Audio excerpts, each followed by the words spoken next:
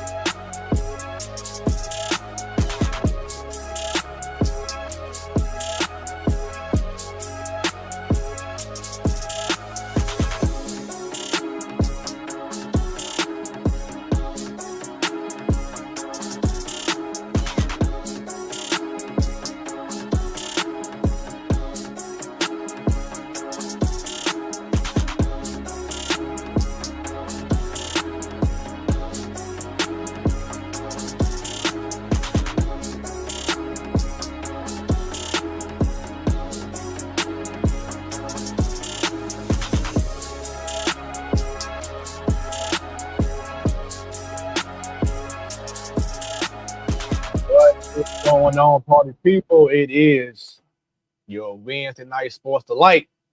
It's the very last Wednesday of the month, and it is the Man Cave. And do not be alarmed. Your boy Smooth is here again, holding things down for the fellas, man. And we have a special show for y'all tonight. Last month we had Yuri Collins hold things down, our special guest. It was an incredible interview. And tonight, it does not change. We have a legend. We have a Hall of Famer. We have that dude on the show tonight. I am not alone. As of now, joining me on the show, might have more later on. We shall see. But joining me, my right-hand man from day one from the Platform Sports Talk Show with Smooth and Sadal, it's your real estate DJ, Sadal, the selector. Sadal, what's going on with you, brother? What's happening? I am here, and it is I. So far, I'm glad. So far, I'll just put it this way: I'm glad that you decided to come from behind the camera to join us tonight, because if it was just me, oh my Lord.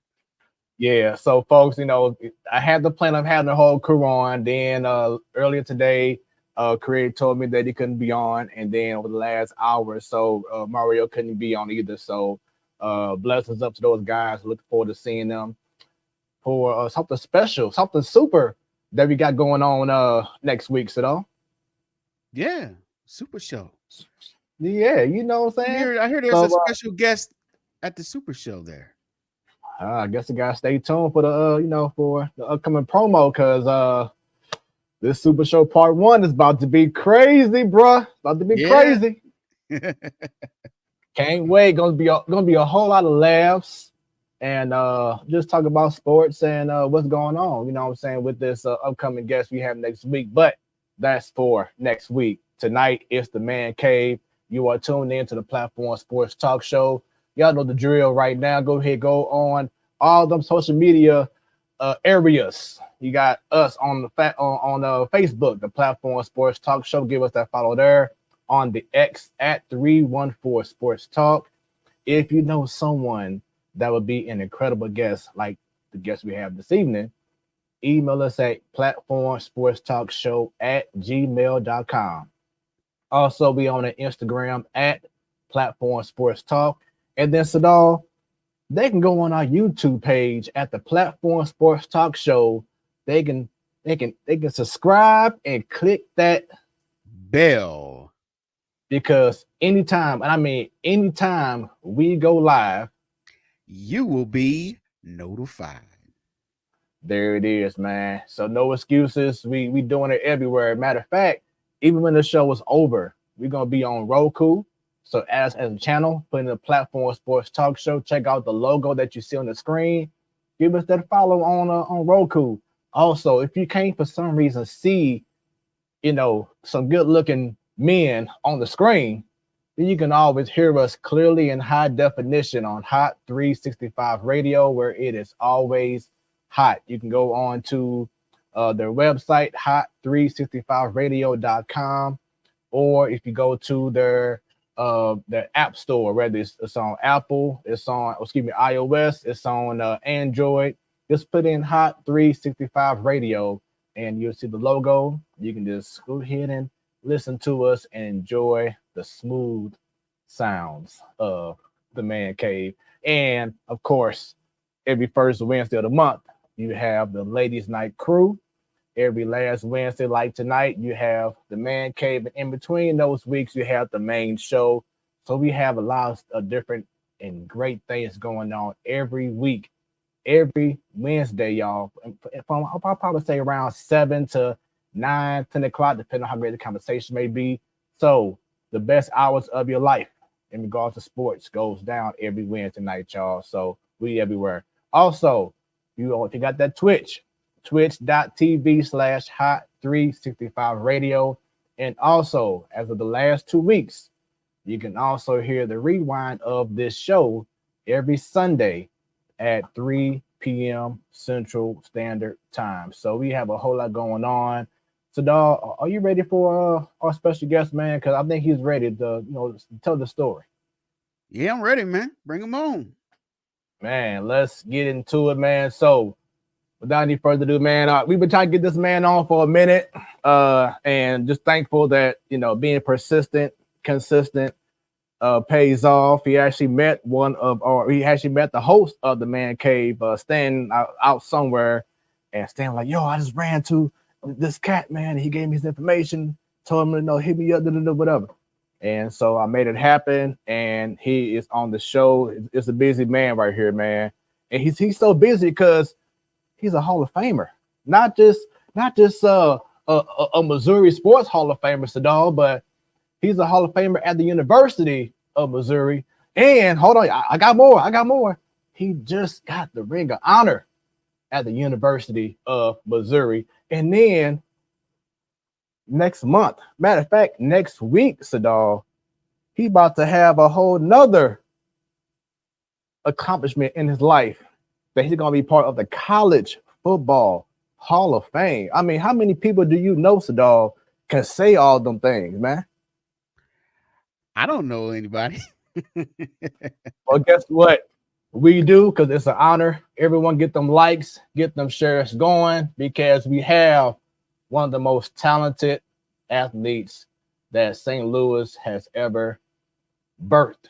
And this is no joke, man. This man is the truth. And look forward to hearing his story tonight on the Man Cave. Everyone, get them likes, get them shares, bring them comments, because we want to see the comments throughout the whole evening.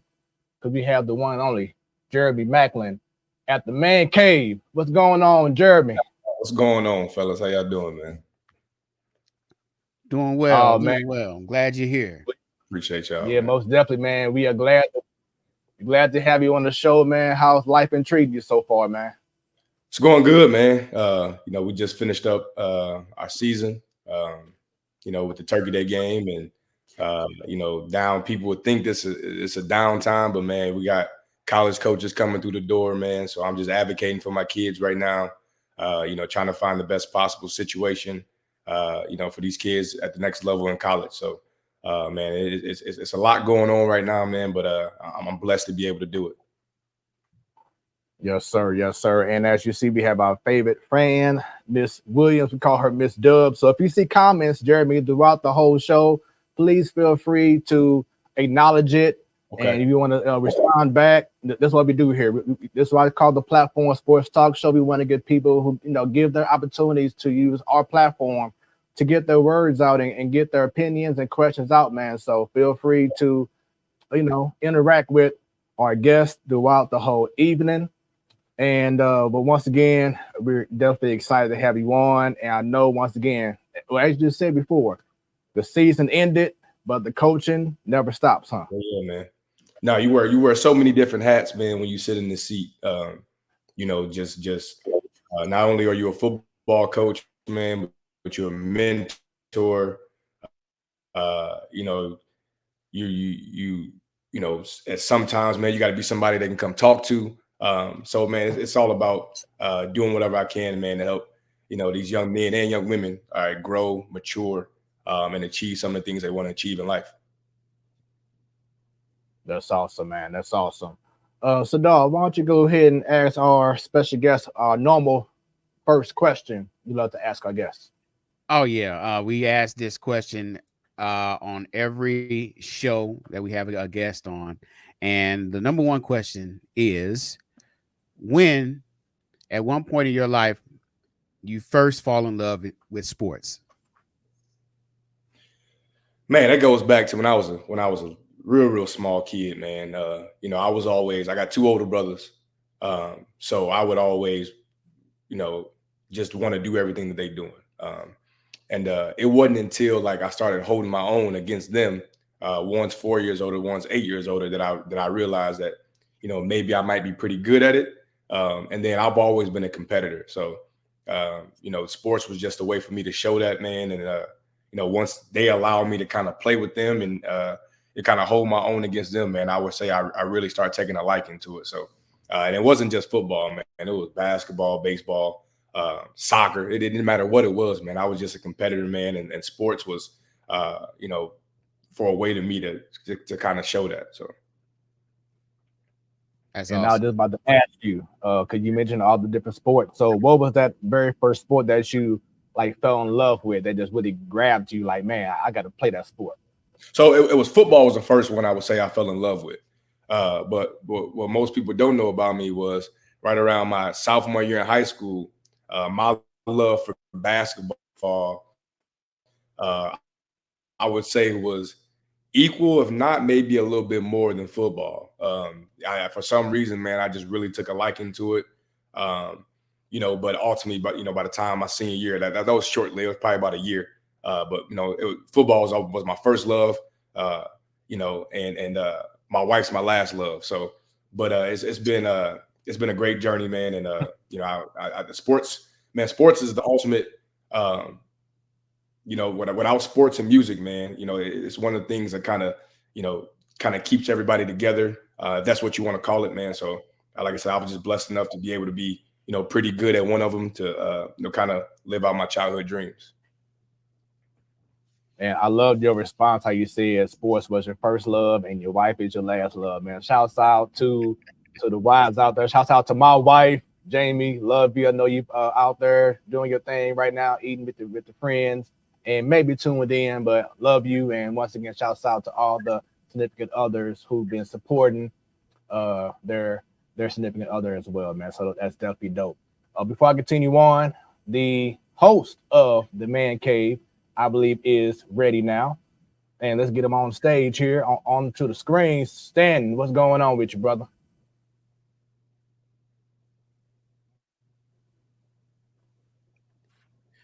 Oh, it's me. Oh, hey, what's going on, people? I'm glad to be here. Mr. Maclin, can I call you Jeremy? It's good to see you. Yeah. I ain't gonna hold you. I was waiting. I had given up hope just a little bit, but we got him. Smooth, man. This is a throwback, so I'm excited to have you on this my top fade. My internet's lagging again. Trash. Hold on, I'll be back.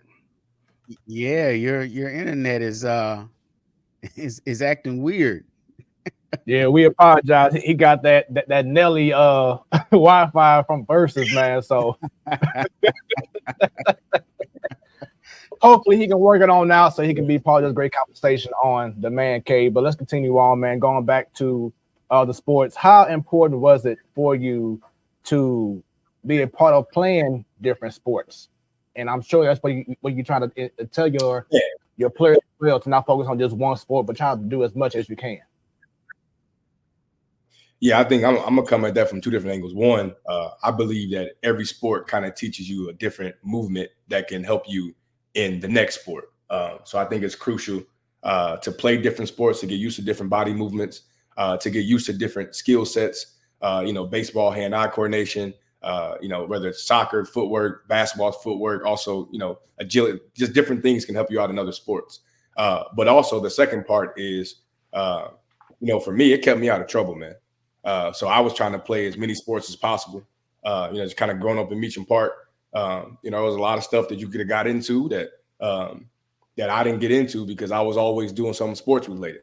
So I think I'm gonna come at it from both of those angles, man. So different sports not only help me in other sports, but sports in general help me, keep the straight and narrow and not get wrapped up with some things that was going on in my environment. Absolutely. That's awesome. And Stan, what were you saying before you had the internet issue? Man, I was saying a lot of stuff. I was just happy to finally have Jeremy on the show. Knowing that he's from Meacham Park, I think it's pretty cool to have him on here. Him and a child of one of my mom's coworkers, Ronnie Patton from Kirkwood High. Oh yeah. Yeah. My guy. Yeah. Yep. So I missed the opportunity to meet Jeremy while he was in the NFL at Miss Patton's house. I was late by like 10 minutes. And she was like, man, you missed him. My mom was trying to say who he is. He was like, he was a football player. My mom's really not good with names if she don't know you. if you ain't played for the Rams, my mom was real home team. So she told me, she was like, somebody named Jeremy Maclin. I was like, by 5 minutes. But we're here now. We got you on the show. This is better than just some brief conversation. We digging deep. We about to get into it. I don't know where we are in the questioning. Did we get into his love of sports when he first fell in love with it? All right. Yep. Okay. So now let's get right into getting right to the high school life, man. What made you or your family decide to had to go to Kirkwood High School? Man, when I retired, I found out my wife was pregnant. So if you go back to the last year before I retired, so my last year playing football was 2017. I didn't retire until 2019 in the spring. So I spent all of 2018 trying to get healthy. And my body was breaking down on me. Certain things that used to help, my body wouldn't respond to. I tried everything under the sun. I tried PRP injections. I tried bone marrow transplant. I did everything I could to try to get myself healthy. And my body just wasn't going for it. So I had just finished my year in Baltimore. I went through a rough spot, man. Me and my wife, and that's why, that's my dog, man.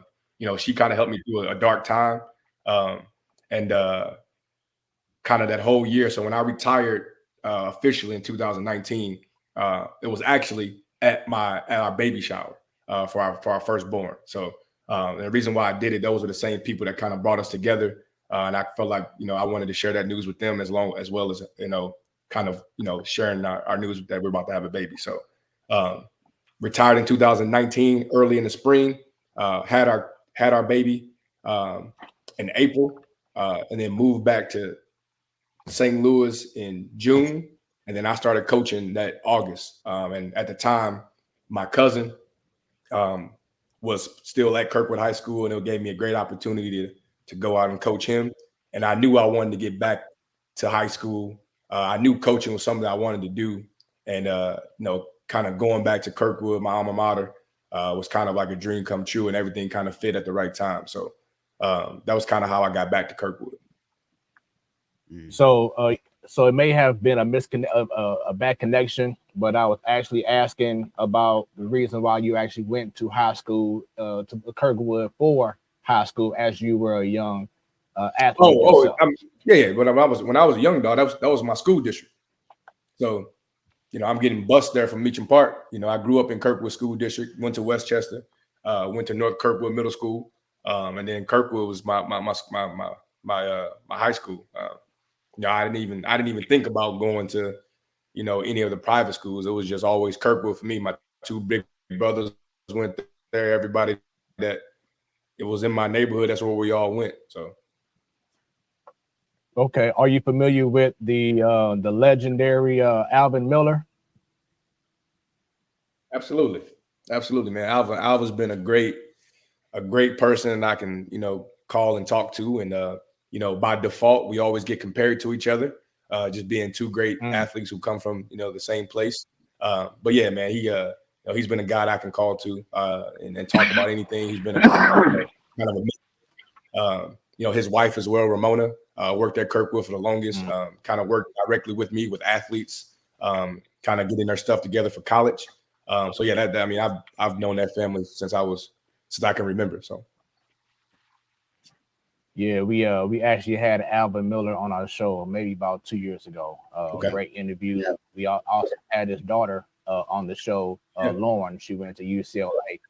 So 2 great interviews there. And then I know that you're also familiar with Roberta McWoods. Oh yeah. So Roberta tried to get me to run track when I was in high school, way back in the day, man, and I wasn't going for it. I ain't surprised. I wasn't. At the time, I didn't realize how beneficial it would have been for me, but I didn't see nothing fun about running around in a circle. But there's so much more to it. But coming back home, man, Roberta's been awesome. Her and I talk at least weekly during the off season. Now, when she's in season, we talk a lot.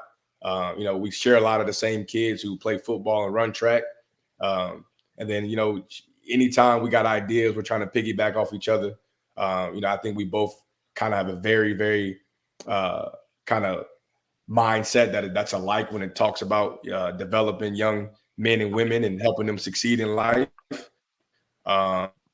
She's been awesome, man. So, as you were entering Kirkwood High School, did they already have a reputation during that time of being a successful football team before you made the team? Yeah, a little bit. Just kind of recently. But I believe that kind of when I got there, we kind of took things to the next level. They were pretty good in the late 90s, so like 98, 97, 98. My oldest brother played on that team. Kind of had some down years those next couple years, and then we were back up in 2004, 2005, like 2003 to 2006, and then they ended up going to state in 2007. So Kirkwood's always had a rich tradition, man, when it talks about being successful in football. Some of that's credit to the coaches that's been there, but a lot of that's credit to the surrounding area. Like you said, you get your kids from Kirkwood, you get your kids from Meacham Park. At the time, DSEG was really, really big. So we got athletes from a lot of different places. Hey, could you tell us about your time on the high school football team? What was those moments that you remember, those coaches, those different learning lessons and things of that nature? Yeah, man. I mean, it was, for me kind of being, best player, one of the best players on the team. My high school experience was pretty cool, man. We not only did we have a good football team, but I think athletics in its entirety was pretty good at that time. And like you said, man, it was, football is the ultimate team game. And the great thing about football is you get so many different kids, man, that come from so many different backgrounds, different types of families, and we all are working together to achieve one goal. And I think, for me, that's always been a reason why I think I've gravitated towards football, man. I love, getting with a group of people, man, who have the same, goals in mind and, being able to work for it and go out there and get it. So, the coaches I had Coach Wade, I had Larry Frost. Those guys helped me out tremendously. Kind of like you said, helped me on a straight and narrow. When I was in high school, I actually went and lived with one of my coaches for a little bit, who ended up being the principal, Dr. Havener, who just retired last year. Shout out to him. But man, they welcomed me with open arms, man, and I'm forever grateful for those guys. So, but yeah, man, playing was awesome. The group of guys I had were awesome. The competition was great. It was a really good time in my life for sure. Yeah, I know. You always have those memories of playing the game, but I think the things that stick out are the people that help you, molded you, or the friends that you bonded with on the team. I think overshadows a lot of the different things on the field sometimes. Always, man. Some of those guys are still some of my best friends to this day, right? 2 of those guys were in my wedding. Same thing for college, right? I got to college. 3 of those guys were in my wedding. So football, it's not just about the game of football, man. You make friends for lifetime, right? Because you go through so much with them, right? They see you at your strongest, they see you at your weakness, right? Y'all working together, trying to achieve the same goals. By default, man, you bond together. If not, then you're not gonna have a very good football team. So you build these brotherhoods, man, that truly go well beyond the football field or the basketball court or the soccer field, whatever field you play on. Absolutely. So while in high school, a lot of athletes, like yourself, who've been successful, they normally have like that one moment in their high school career where it's like, you know what, I got it. You know what I'm saying? Yeah. Like, this is it. everything that I worked hard for, I'm now feeling myself, not being disrespectful, but you know how it is. When you're in the zone, you in the zone. When would you say was that moment for you while in high school that you was like, you know what, I got it? Man, listen, I go back to freshman year, all right, playing varsity. I returned the punt for a touchdown. Like, granted, I was the man in JFL, right? I was the man on my team in JFL, but it wasn't until I got to high school, I was on varsity, I returned that punt for a touchdown. I was like, all right, I can do this, right? And then I think after that, man, the rest is history. But I think that was probably, you know, my moment where I realized, okay, I'm built for it. That's what's up, man. And I know it had to be an amazing feeling because I remember I used to play basketball for the V, Bashan High School, and time in practice where I don't know what happened that day. I may have had some extra Wheaties or something, but my mom was there, Floyd Irons was there, and this is after practice. I just grabbed the basketball, I just went up for a dunk, and like I was doing like, I ain't gonna say Vince Carter, but it was like Vince Carter-ish type dunks. I'm like, okay, wait a minute, you know, and it was just a great moment for me. Like, man, something I've been trying to get to, you know, been working hard to get at, and I got it. So I can definitely relate to how you felt when you was like, yeah, okay, can't no one stop me now. I got this. It's a whole new ball game. The funny thing is, 2 weeks before that, you know, I'm playing with my friends, right? I'm playing on the freshman team. I'm playing with my friends, right? Coach Wade comes up to me and is like, "You're wasting your time." I was like, "What you mean by that?" He said, "You wasting your time playing down there." So I laughed it off. I'm just, you know what I mean? But like him saying that also meant a lot. But it was, like I said, for me personally, it wasn't until I returned that punt for a touchdown. Mm-hmm. Smooth, real quick, I just want to say I need footage of these high school dunks, because the only experience that I know of with you and dunks, yeah, it didn't quite. it didn't go. Yeah, you know, some didn't go right, you know. Something didn't go But right. hey, Something went left. but, you know, but look at you. No brace, no nothing. You looking good now. I was, you know, I was 16, 17 back then, not trying to be 16 or 17 like I was back in July, but it's all good. And yeah, I'm definitely come along much better, man. Oh, so Jeremy, quick story.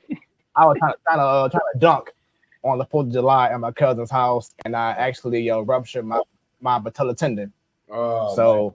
That's tough. Yeah, so I had surgery on July 12th, and as of today, I can now bend my knee 114 degrees. There you going go. back. So okay, definitely doing much better, man. As you can see, progress is sexy. But yeah, man. So understand, I feel for athletes who are going through injuries and going through whatever they have gone through during their time, man. I definitely understand. Oh man.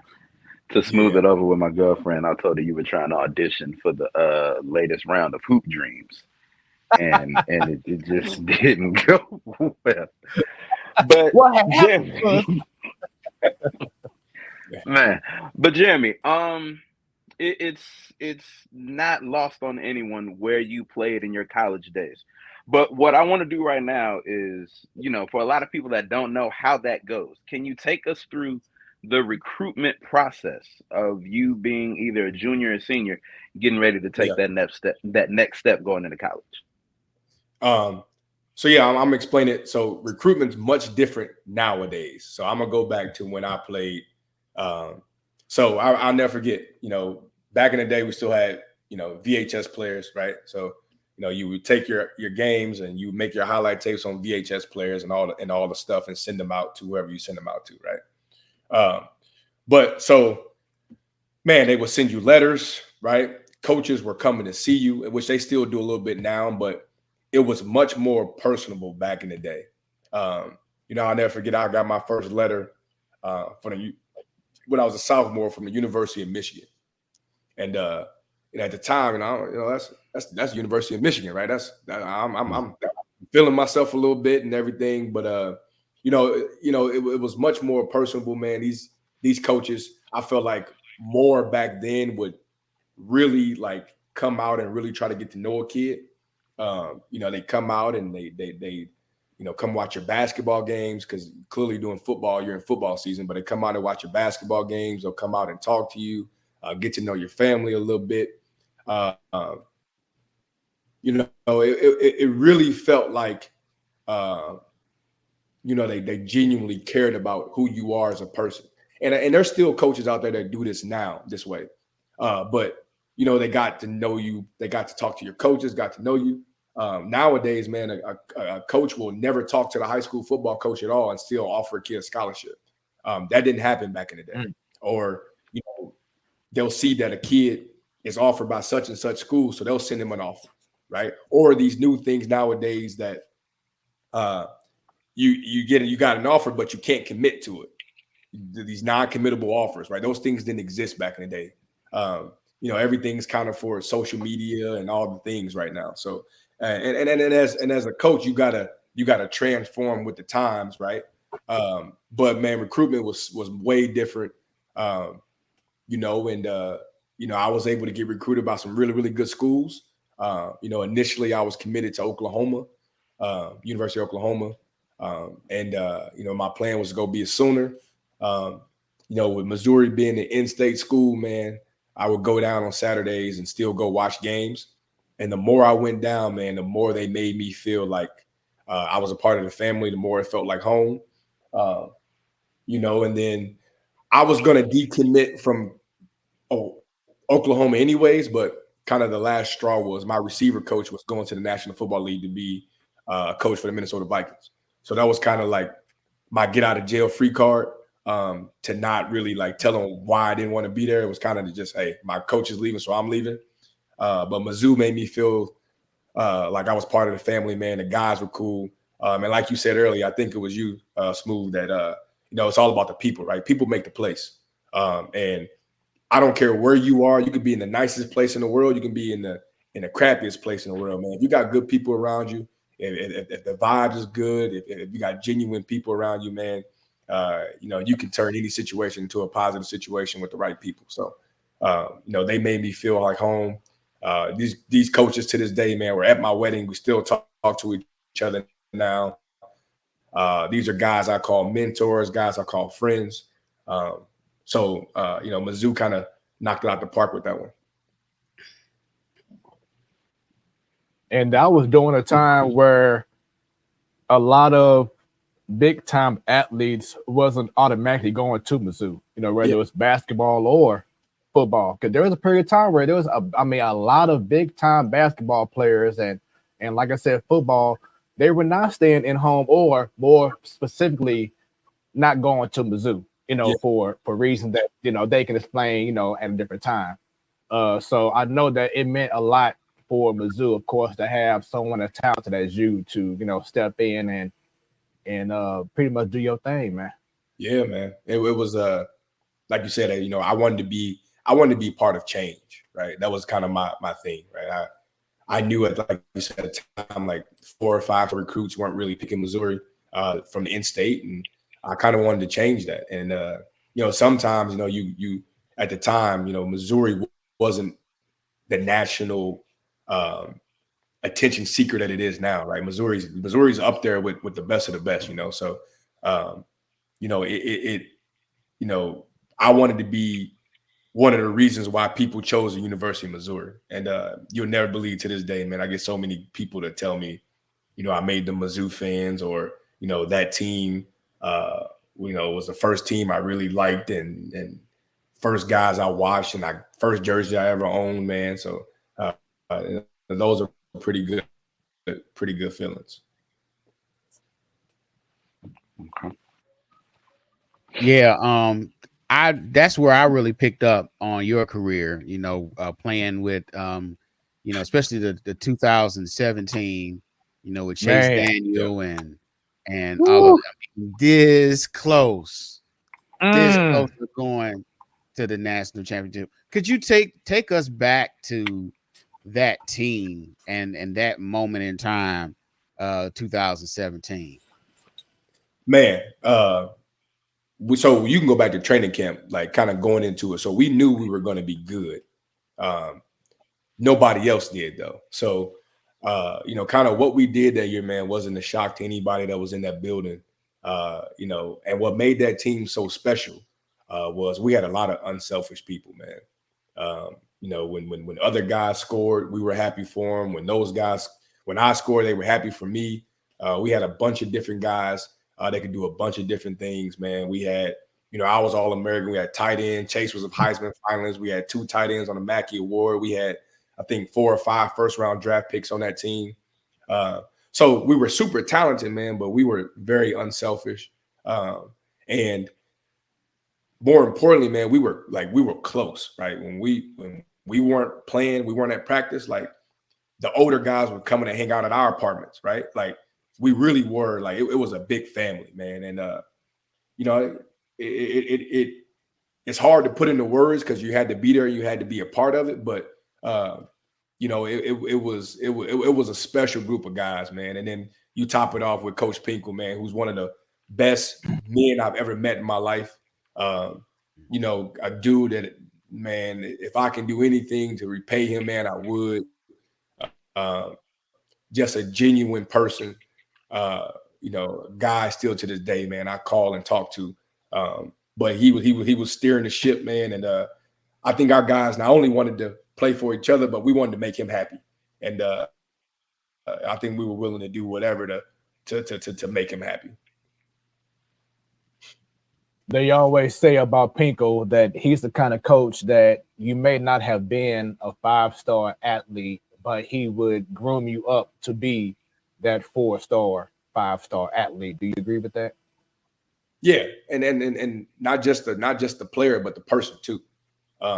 Pinkel got my respect and went to a whole nother level, man. So after my freshman year, right, I was a freshman All-American after my redshirt freshman year, freshman All-American.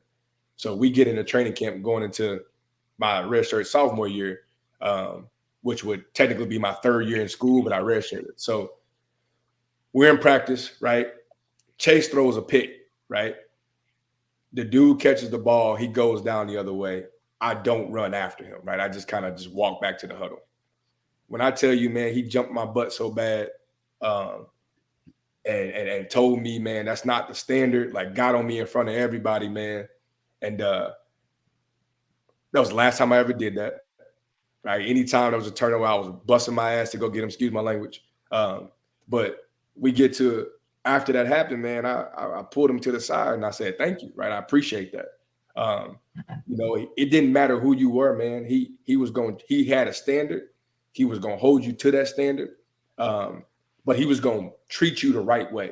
And he was the first person, and I had a coach later on in my life that kind of reiterated this, but he said, Jay, I'm going to treat everybody fairly, but that doesn't mean I treat everybody the same. And I really had to sit back and think about what he meant when he said that. So there's a standard, man. If you're the standard and you're doing things the right way, like he's gonna have a little more empathy for you, right? He's gonna understand things a little bit better, right? If you're one of those guys that's always going against the grain, that's not doing the right things, that don't want to buy in, right? He's gonna treat you accordingly. And as a man, I respect that because that means that no matter what, you're not gonna waver for what the right thing is. And I think that's why he had the respect out of everybody in the locker room. And like you just said, man, he had a way of motivating people, and the coaching staff around him had a way of motivating people and getting the best out of people.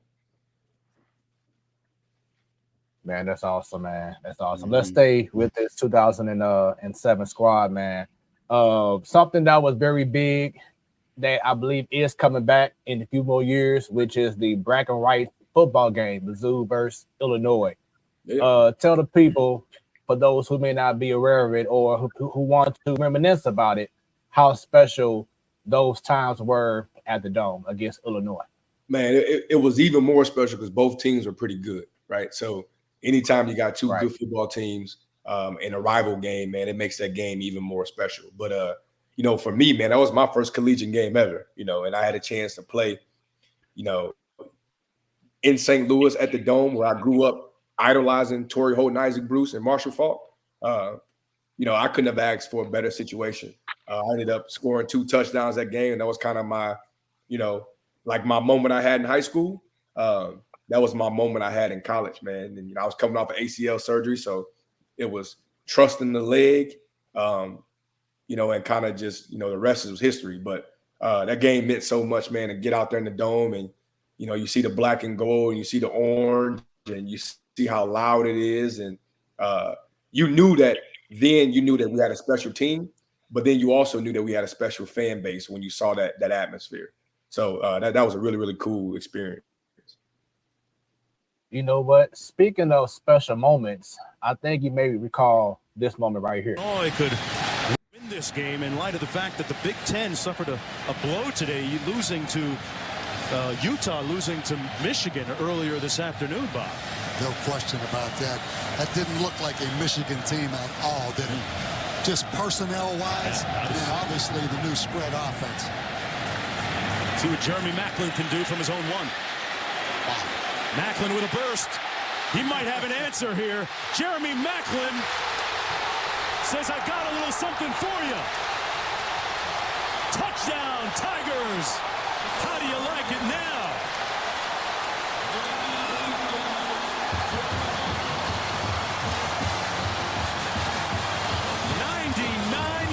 By number 9.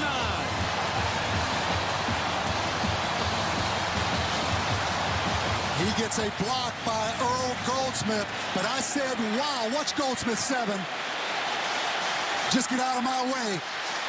But he showed a burst. Last year in this game, he took a punt return for 66 yards. Man. So they always say when the Rams play at the Dome, how you can just feel it deafening because of how crazy the Dome was during those great years, watching the Rams during that time, the great on turf. So that moment right there for you, I got the crowd noise in my ears. I can imagine just for you running past everyone in Illinois to the end zone and hearing that crowd, man. How special was it, and how much of a rush was that for you as a player to realize what you're doing, to hear the crowd go crazy, and just pandemonium inside the Dome? Man, listen, that's 2008, right? We just finished number 4 in the country in 2007. We come out again, bragging rights game, right, against Illinois. We actually wasn't playing well up until that point. So when I busted that back, man, and I scored, I'm like, all right, we back. All right, we back to it. I think we ended up winning that game. I got hurt that game, but we ended up winning like 55-44 or 45 or something like that. But it was just, man, hey, this Mizzou team is back, and we're going to provide y'all with fireworks again this year. So it was pretty cool. Hey, I want to stick with the rivalries, man. There's one, and Stanton and Smoooth know that there's one team that I hate in college. Yeah. And that's that team that played on the other side of Missouri, somewhere over there in another state. Could you tell us about those games versus that team, that some bird or something they got over there? Man, it is. You truly learn the history of it when you get there, right? So I'm not gonna lie to you, I wasn't that familiar with it until I got to school. So you kind of learn it. And from a football standpoint, we kind of dominated it, right? So in 2007, when we beat them, become the number 1 team in the country, that made that game even more special. And then the atmosphere that we had in the Dome at the beginning of the year, you take that to Arrowhead, and now you're adding 25,000 more fans. That place is loud. It's split right down the middle, red and blue and black and gold. Man, that game right there is one of my all-time favorites. Like I said, not only did we take care of business, but it was against Kansas, right? You got the famous picture of I believe it's Ty Reeson with the grass in his helmet. We beat them to become the number 1 team in the nation. And like y'all said, man, we were a half away from playing for the national championship. So that game, that game is legendary, right? That game for me is top 5 all-time favorite college football games for me. Oh yeah, it was special. Yeah, man. Special. Yeah. Do you mind? I know it's all about highlights, but we want to get to tough moments in your career and everything as well, because you just never know. Someone may be watching and they want to learn how to cope with adversity. You just mentioned how y'all was a half away from beating Oklahoma to pretty much get to the national championship game, and y'all lost that game. Just tell us the vibe in the locker room, knowing that y'all lost that game, but then to find out later on that even though y'all beat Kansas, they still got the BCS Bowl, the BCS bid to play in the Orange Bowl, and y'all got stuck with the Cotton Bowl instead. Because I was pissed. Yeah. So listen, so we was mad. Everybody knows that. And then what would make me even more mad is Kansas ended up beating Virginia Tech. That's what made everything worse. Had Kansas lost, I don't think we'd have been tripping too bad. But man, it was upsetting a little bit, because we were so close. And we knew what type of team we had, and we know, man, in college football, man, it's tough to win when you start playing against the best of the best. And it's tough to win, man. So we had an opportunity to do something special, and we came up short, man. But that's what happens in life, man. You put your all into something, you come up short, and it's like, all right, well, how do you bounce back, right? What do you do to pick yourself off the floor? And we had an opportunity then to play Arkansas in the Cotton Bowl. And what made it cool was, at the time it was a big debate on Big 12 or SEC who had the best conference. Right. At the time, Big 12 in my opinion had the better conference, right? It wasn't until the last, I want to say 12 years or so that now the SEC has the best football conference. But yeah, it was we had a chance to play Arkansas. Arkansas at the time had we used to call it the three-headed monster. You had Darren McFadden, you had Felix Jones, you had Peyton Hillis, all NFL running backs. So they had a really good football team. So it was our chance to go out there and prove that, hey, we're for real, and that loss doesn't define us. And not only did we beat them, we beat the hell out of them. And yes, y'all did. So it was just one of those things, man, where you can feel sorry for yourself, or you can pick yourself back up the floor, man, and take care of business. Yeah, I love that they made a mistake. Yeah, I loved how y'all responded back with destroying Arkansas game. I was so impressed. 38-7. I mean, damn. Yeah, and because like you said, y'all could have took that loss against Oklahoma, and it would have been like, you know what, I'm good. I don't care who we play, but y'all let Arkansas know, and y'all let the SEC know at that time that the Big 12, during the time you was playing for Mizzou, is that deal, is that class of football. So I love that outcome against Arkansas. Absolutely, man. Those guys, defense played well, and then Tony Temple, he set the record for rushing yards in the game or something like that. I had like 2-something. We made a statement, I felt like, for sure. Absolutely. Most definitely. Yeah, that team was one of my favorite college football teams. Quick question for you. So you've been removed from the Missouri football program for a while now, as far as a player. How often, if even, do you go back just to go see what the team is looking like, not just on TV, but like in practice, see what their character is like, things like that? Well, to this year, a lot more than normal. It's tough sometimes to get out during the football season. This year after I was literally going every weekend, right? So whether it was Mizzou or whether I was down at North Texas watching my little cousin play, but this year a little bit more than normal. One of the reasons is I'm going into the College Football Hall of Fame right on Tuesday, so they had a bunch of stuff for me to do down there this year, a bunch of games to go to. But I try to get down there, man. I try to make at least 2 home games a year. And this year I think I did 3 and a road game. And so I try to get back, man. I try to stay in tune. I want those guys that are there to be able to know that if I can do something for them, if I can be a resource, if I can be somebody that they need to talk to, that they have that option to do that. Because man, one thing y'all gonna find out about me, man, at the end of the day, I'm all for helping people. I'm all for sharing my experiences with people so they can take what they want to take and try things that they need to try. You know, at the end of the day, man, everybody else, this is our future, right? So it's my job to help them be able to try to navigate that once they get to the point to where I'm at. Okay. Yeah.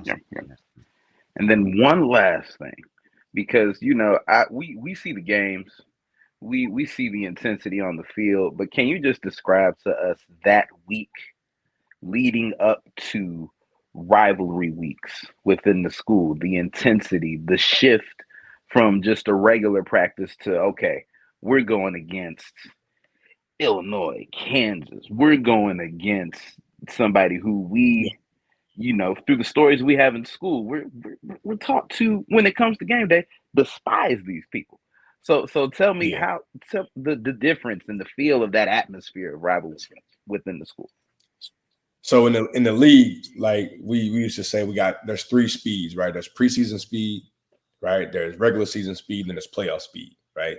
And you always kind of kick it up a level each week, right? Each season, right? Preseason, whatever. In college, it's kind of the same way. You got your regular season, right? You got bowl season, and you got rivalry week, right? So those are kind of the 3 levels of play that we kind of used to say about in college. So, you know, some people put that, man, in you know, there's more intensity there than it is sometime in bowl week, right? If you're not playing for a national championship, right? So, and then you never want to lose that game, man. You know, a lot of times you're playing for a trophy or a piece of something, and you just know how much it means to the university. You know how much it means to the fan base. You know how much it means to your head football coach, right? Because sometimes, right, you go look at right now Ryan Day, who has Ohio State sitting at 11-1, right? And people are calling for him to get fired because he's lost to Michigan 3 straight years, right? So guarantee you, had he been 6-6 but beat Michigan and Penn State, like people wouldn't be calling for his head. So that sometimes I might be exaggerating a little bit, but sometimes like that's how much rivalry week means, or those rival games. So for us, man, it was, you know, beat Kansas, beat Nebraska, beat Illinois, and you know, those are our 3 big rivals. All right, now we've come to the end of the your college career. Now it's time to make the jump to the next level. Could you take us back to the NFL draft process? How did that look? How was that for you? The combine experience, if you had any memories there, just kind of take us back to that process of how that looked. Yeah. Well, first of all, I didn't want to leave early, so I left as a redshirt sophomore. And I don't know if y'all seen it, but I was boohoo crying in my press conference, right? Like I didn't want to leave, man. I had a time of my life at the University of Missouri. You know, but one of the things that I respect about Coach Pinkel, he looked me dead in my eye, man. He said, "Jay, if you were my son, I'd tell you to go to the league." So here it is. You got arguably your best player, you know, trying to leave with 2 years of eligibility left, and you know, are selfless enough to tell him, "Hey, no, you should go to the National Football League." So, you know, that's one of the reasons why I respect him, but kind of off topic a little bit. But no, man, you know, the process is long, man. People don't realize that you play a whole college season, right? Then you go straight from the college season to training for the draft. I mean, training for the draft. If you go play in those all-star games, you play in the all-star games, then you go train, right? Then you go have the draft combine, right? Which is exhausting itself, right? They wake you up at 5 o'clock, right? You got drug tests, you got interviews all day, you got different things that you need to do, right? You go all the way, interviews all night until about 10, right? You go to sleep, you wake up again, you do the same thing, then you actually have your draft day, right? And in the process of all that, you take what they call the Wonderlic test. It's like a test of like basically to see, quote unquote, how intelligent you are. So sometimes you ever hear somebody say, well, he scored well on his Wonderlic, that means he had a pretty high score, or he didn't, like, so that was kind of like a gauge they used to do. I don't even know if they do it anymore. But man, yeah, it's like 5 to 10. You do it 2 or 3 days, man. They kind of they kind of wear you down on purpose to see how you respond to it, right? And then you come back from the draft, you come back from the combine, man. You get ready for your pro day.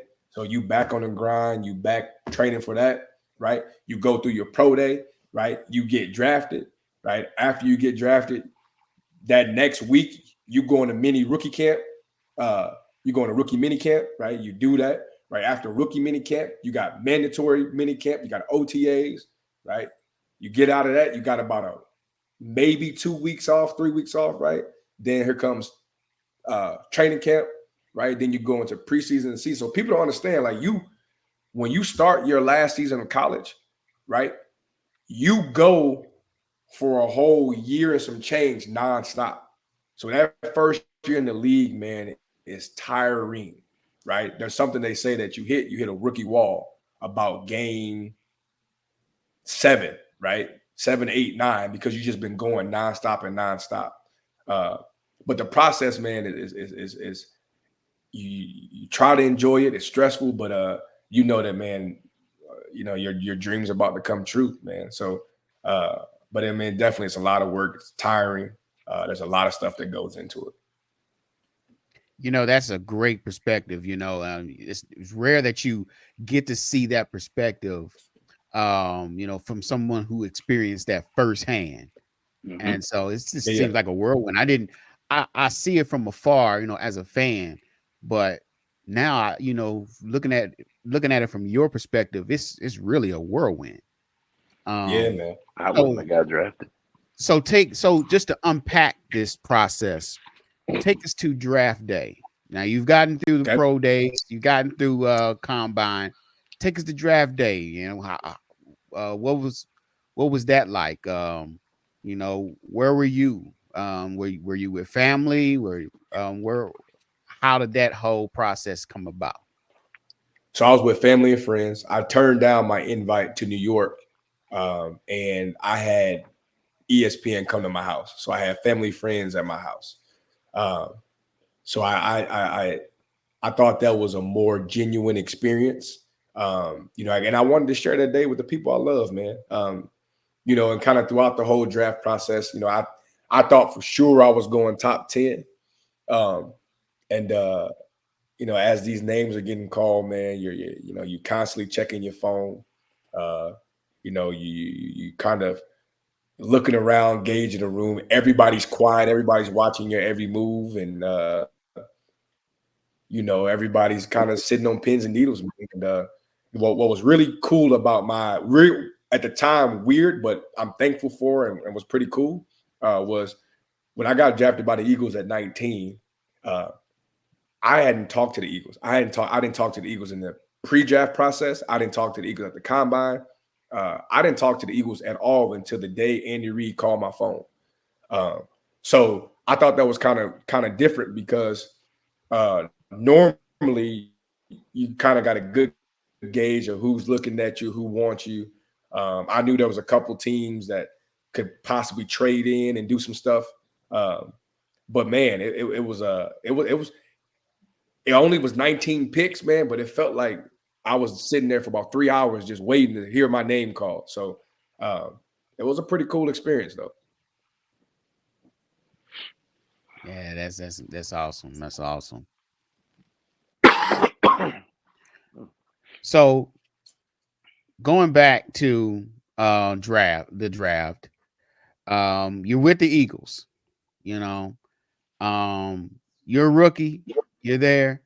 What was going through your mind at that time, man? I mean, your dreams have come true. You're with an NFL team, but you're still a rookie. So now you've got to, keep up with the pro game. Like, how was that like? What was that like? Listen, I'm trying to play, right? That's my number one goal, right? Yeah, I'm here, but like, I wasn't one of those guys, man, who just wanted to throw on a jersey and say, "Hey, look, I'm an NFL player." No, man, I'm trying to play.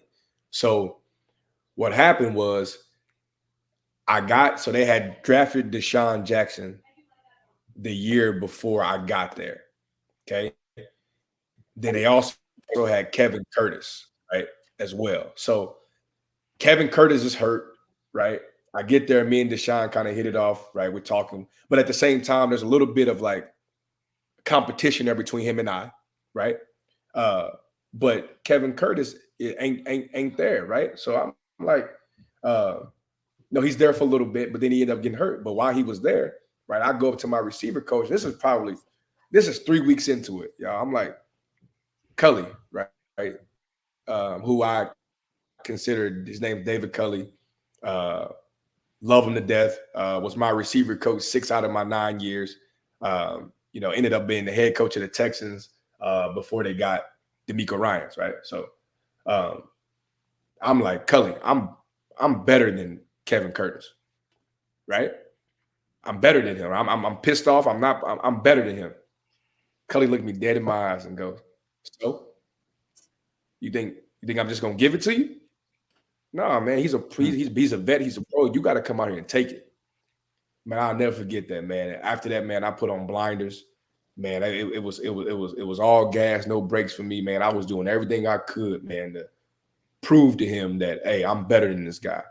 And it just kind of gradually like got better and better, right? By about the 5th game, right? I believe maybe 5th or 6th, maybe 6th game, we played the Tampa Bay Buccaneers, man. I had 140 yards, 2 touchdowns. And the rest is history, man. It was me and D-Jack after that, kind of just, doing our thing. So, but I'll never forget him telling me that, man. It was like, Coach, I'm better than him. He looked at me dead in my eyes. So that don't tell me nothing. So show and prove. Man, definitely got to show and prove. So speaking of, I'm sorry, Stan. Speaking of that game you mentioned about the Buccaneers, this play here may be something very special that you never forget. Is a third wide receiver on first down. Off the play fake, McNabb gets time and puts it up deep for Jeremy Maclin. He's out there, and he's got it for a touchdown. 51 yards.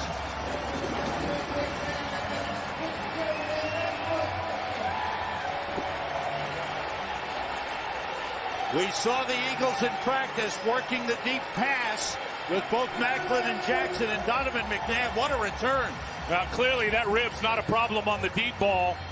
Kind of a little dash pass where he buys some time, gets out to the right, comes back to the backside where he had one-on-one against Albert Mack.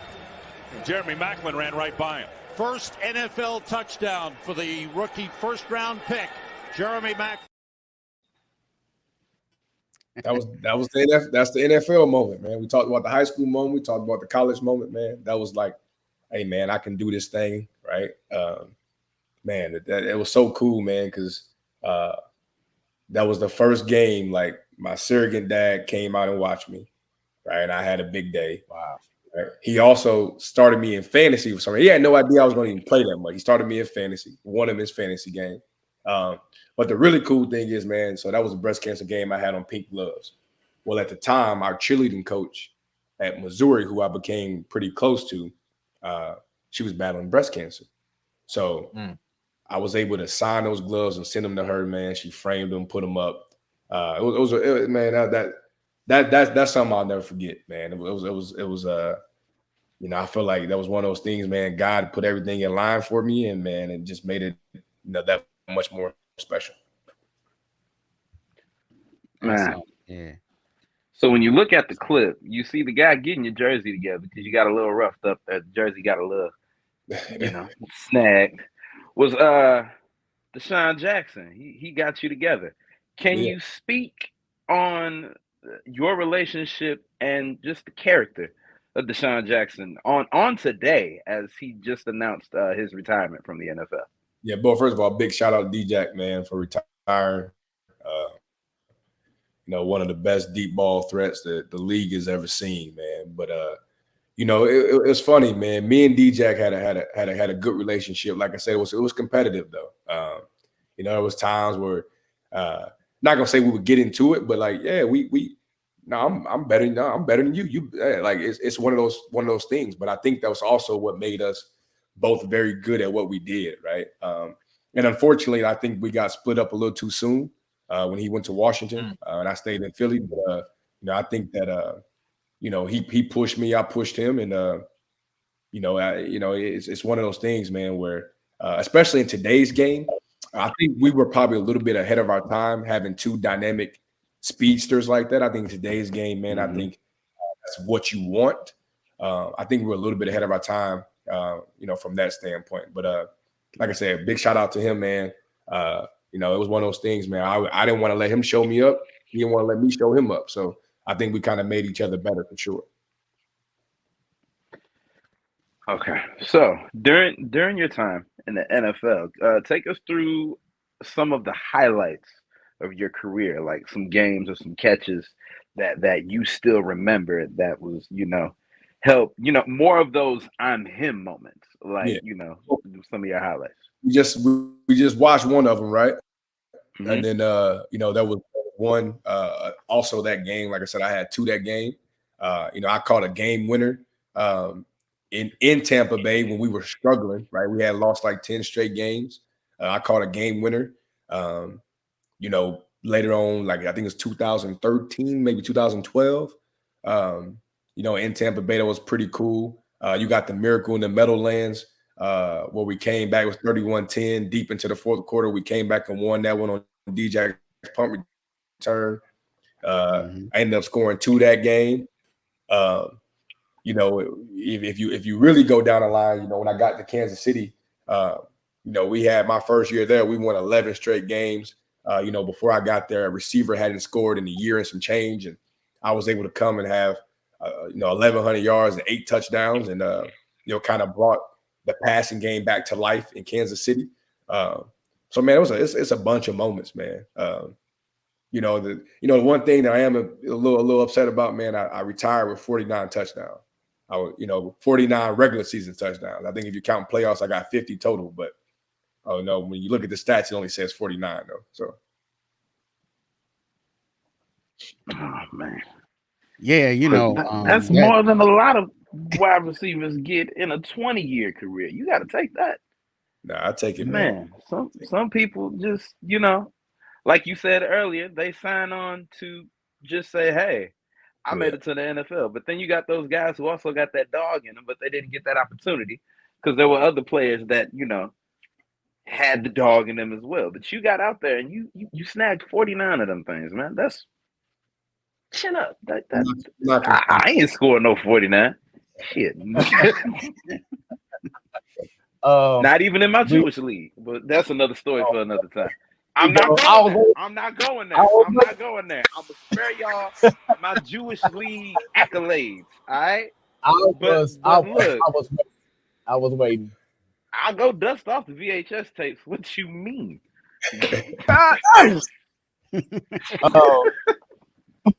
We brought up earlier rivalries. We brought up earlier about playing Illinois, playing KU. So of course, during your time in Philly, there was that team that had the star on their helmet that everyone, America loves, America's team. Tell us about playing. Tell everybody about playing the Cowboys and how crazy and real their rivalry is. You know what's crazy is for the first 3 years, right, we used to kick the Cowboys' butts. So, like, it didn't feel like that much of a rivalry to me. I knew it because of the fan base, right, and I knew it because of the history. But honestly, in the NFC East, man, nobody likes each other, right? It was like every one of those games felt like a rivalry game. And at the time, the Giants, in my opinion, were the bigger rivalry to that current Eagles team that I played on. It was just more hatred. It was more like talking stuff. It just the whole like kind of like that rival like tempo, like it was crazy. Now, granted, we still didn't like the Cowboys, but we used to beat the Cowboys up a little bit. It was the Giants, man. We had a big brawl on the sideline one time with Brandon Jacobs. Like that was a lot of love that was non-existent, man. It was non-existent. I remember those games, man. Just those NFC East games, you know. And then that's when the Giants was actually, you know, going to Super Bowls. And, Good. The Eli Manning and all them, and I saw crazy about the Turkey Day rivalry. Yeah, it's a good one, but you know, right now it's kind of one-sided. So, like I said, I love when rival games are competitive, and I think they're doing the right things over there to get them back to being really, really competitive. But you know, for people that don't know, man, that rivalry between Kirkwood and Webster goes back to 1907. I think it's like 114 years, 115 years. So if you ever get a chance on Thanksgiving afternoon to experience it, man, it's a cool setting and a cool environment. So on that clip that I showed earlier, not only did we see one great quarterback in McNabb, but on the sideline was Michael Vick. Tell us about how it was playing, catching balls from both McNabb and Vick, and just how special. Because I believe you had man, I can't recall who it was. I think Kerry Davis was on our show a few months ago. He talked about his time, you know, being around Michael Vick. But tell us about your experiences with Michael Vick, how special he was, and this is a safe space. Was he the better quarterback than McNabb was? Listen, first of all, Vic had kind of this aura about him, right? Everybody kind of idolized him growing up, right? I mean, at the end of the day, if you were a black kid who wanted to play quarterback, right, who'd you look at?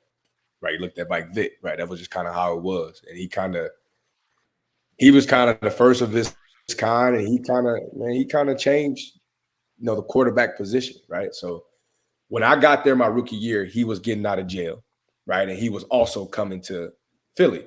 To Philly. And man, it was real cool to just be around him. Clearly we put him on this pedestal, right? But man, I think for him, man, he was just happy he had a second chance. And big shout out to Coach Reed, man.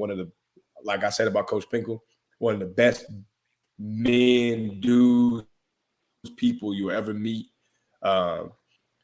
He's known for giving people those second chances, man. So when Vic was there, man, I think he was so happy to actually have that second chance, man. Clearly you go through a very humbling experience where, you know, you feel like you're on top of the world, nobody can touch you, and then all of a sudden, you know, you in a situation that you never thought you'd be in. So, you know, me seeing him in that light, man, he was hungry. He was showing up early, leaving late. He was just really just trying to learn things from McNabb that he never really got taught because he was just given the opportunity just to be the guy. So, but man, he just had this aura about him, man. He, you know, you ask him to come, you know, do whatever, ask him to sign something. You know, he would have us over to his crib. Just a real good dude, man. You know, somebody I'm able to call a friend, and man, he's just a good dude, man. And at that time, my rookie year, no, he was not better than McNabb, but he got to a point to where had McNabb still been there, I would have preferred him over McNabb. If that makes sense. Got you. Yeah. You had your share of playing in some amazing stadiums, whether it's college or NFL. I've heard people say that the college atmosphere is much better than the NFL atmosphere in regards to the crowd and everything. What are your thoughts on that, and do you agree? I agree for the most part, but you do have NFL stadiums that give you a very college-like feel, and one of them is Philadelphia because of how crazy the fans are and how passionate they are and how loud they are. But yeah, I mean, college stadiums, man, they get the chants and they get how loud they are, and sometimes they sitting right up on you. They're so close to the sideline. You know, they got no filters, right? They'll say anything, do anything. You know, and sometimes they hold more. A lot of the times they hold more people too. So you get $100,000. You get 100,000, you know, seating at some of these stadiums, and the only one there's two in the National Football League that come close, and it's the Cowboys and the new Chargers Stadium or Ram Stadium. So,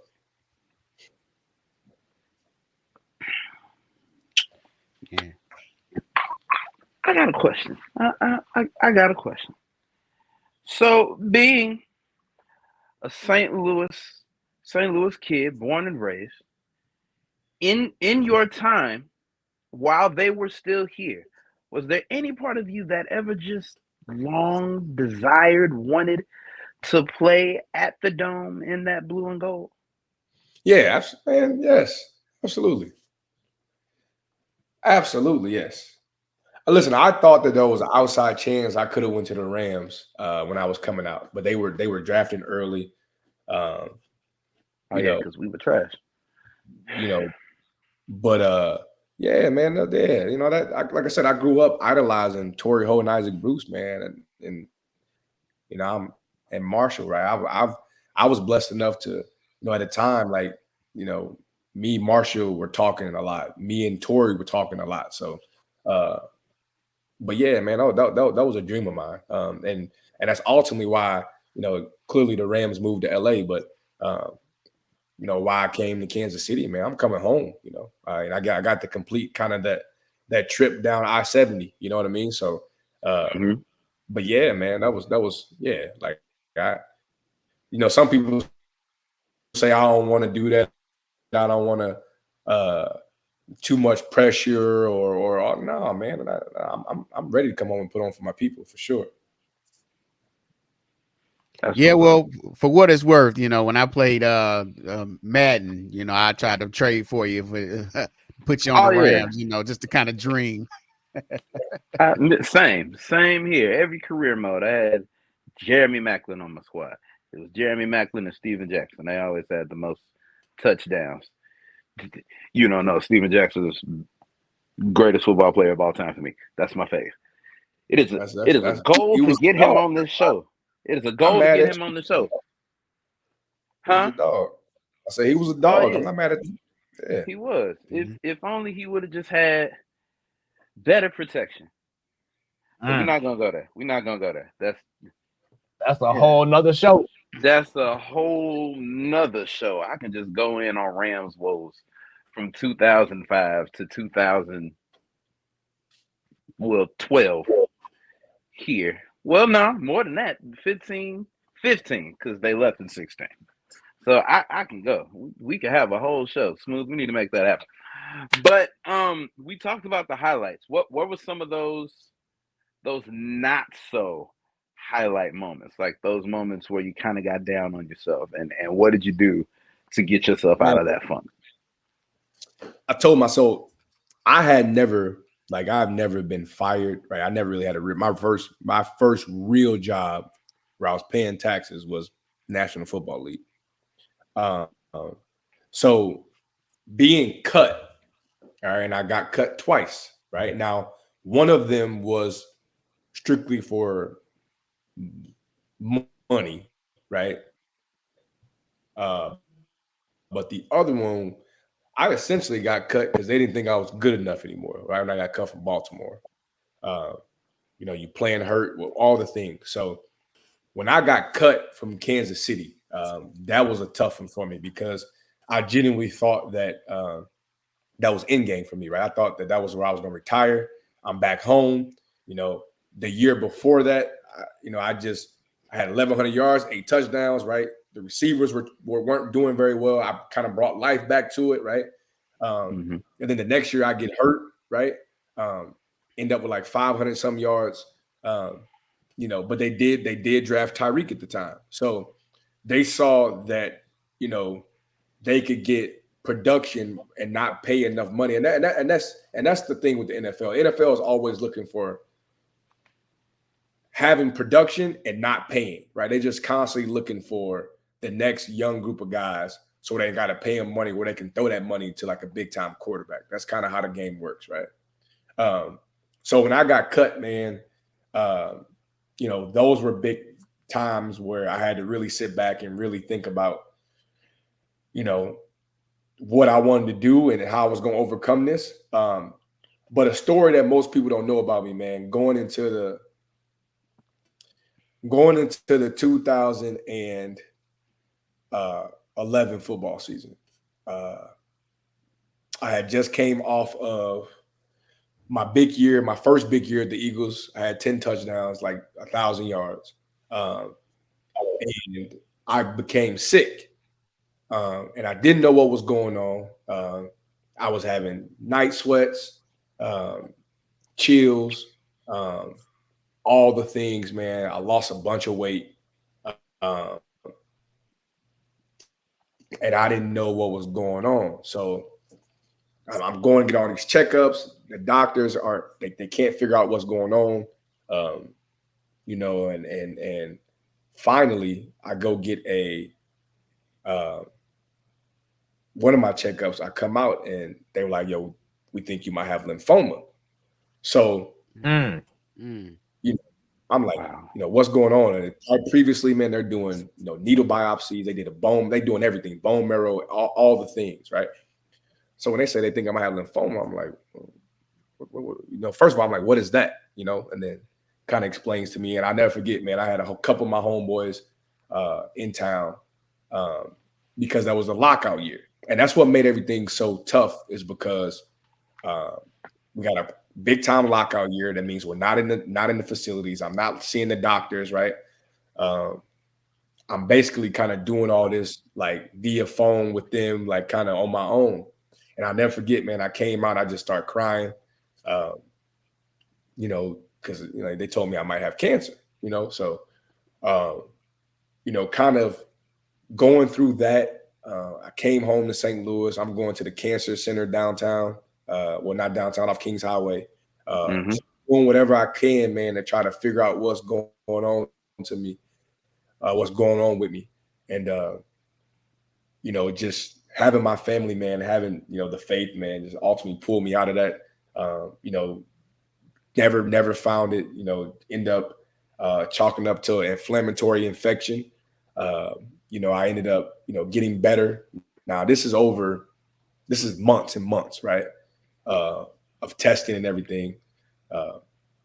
Ended up getting better. Like I said, had an inflammatory infection. They put me on Celebrex, kind of knocked it out. And, I've been healthy ever since. So I've always said, man, the thing, I'm not scared of anything, right? And there's not very many things that scare me. But the unknown, when you talk about your health, that is the most scariest thing that I've ever experienced, right? Because that just waiting and seeing what was going on with me, man, that was the longest time of my life, for sure.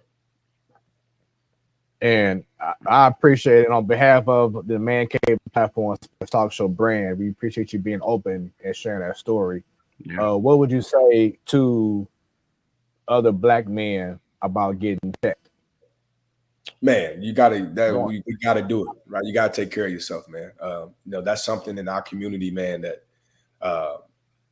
we don't do very well. Like we don't do very often, and for whatever reason, I don't know if it's just kind of the environment we grow up in, and or people scared to find out what's going on because they haven't been taking care of themselves, man. So I would strongly encourage it. And understand, man, there's other people out there, man, that even if, something happens where, you're going through certain things, man, there's other people out there, man, that are going through the same things, man. So don't be afraid to ask for help.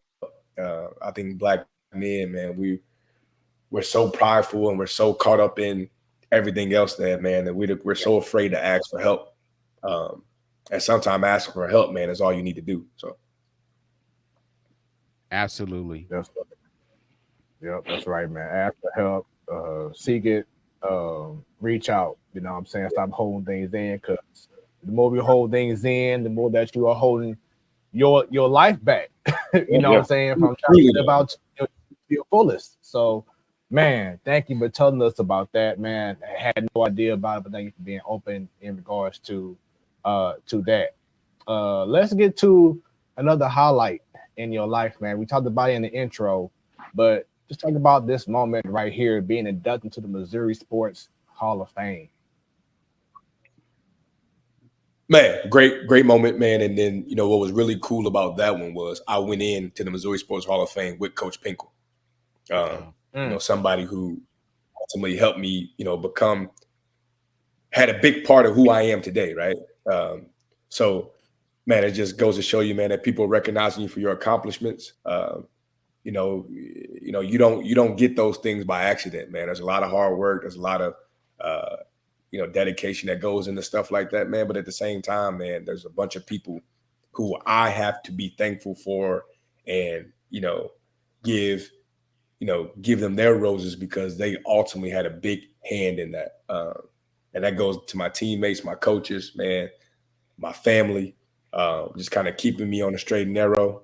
And then like you said, man, ultimately, I'm not the type of guy to talk myself up, man, but man, being a kid that come from Meacham Park, man, and having gone to places I've gone to and experienced some of the things I experienced, man, that's something to be proud of for sure. Definitely. Yeah, definitely has to be a great honor, man, to be inducted for all the hard work that you put in. And it doesn't stop there because your alma mater, Kirkwood, put you in the Hall of Fame. So you out there with the greats. So tell us about how it feels to be part of Kirkwood High School Hall of Fame. Man, another thing, man, just them recognizing you for your accomplishments, also recognizing you as being a stand-up person. And like you just said, man, once again, man, there's a bunch of people that had a hand in that as well. So, my goal, man, is everything I touch, man, I try to leave it better than how I found it. And that's from us cleaning up the locker room when we play a road game to anything that I do, man. My goal is to leave it better than how I found it. So I knew that if I gave each and everything my all, if I gave the game of football my all, man, my goal was just to leave it better than how I found it. Oh man, looks like we got some Kirkwood love in the chat. Right. Hey, now you mentioned this before about your team, the Kirkwood. Now you in the coaching, you kind of talked about how you got into coaching. Tell us about that experience right now. How is it for you? How do you like it? Man, I'm having a blast, man. No, I'm not singing the alma mater. Not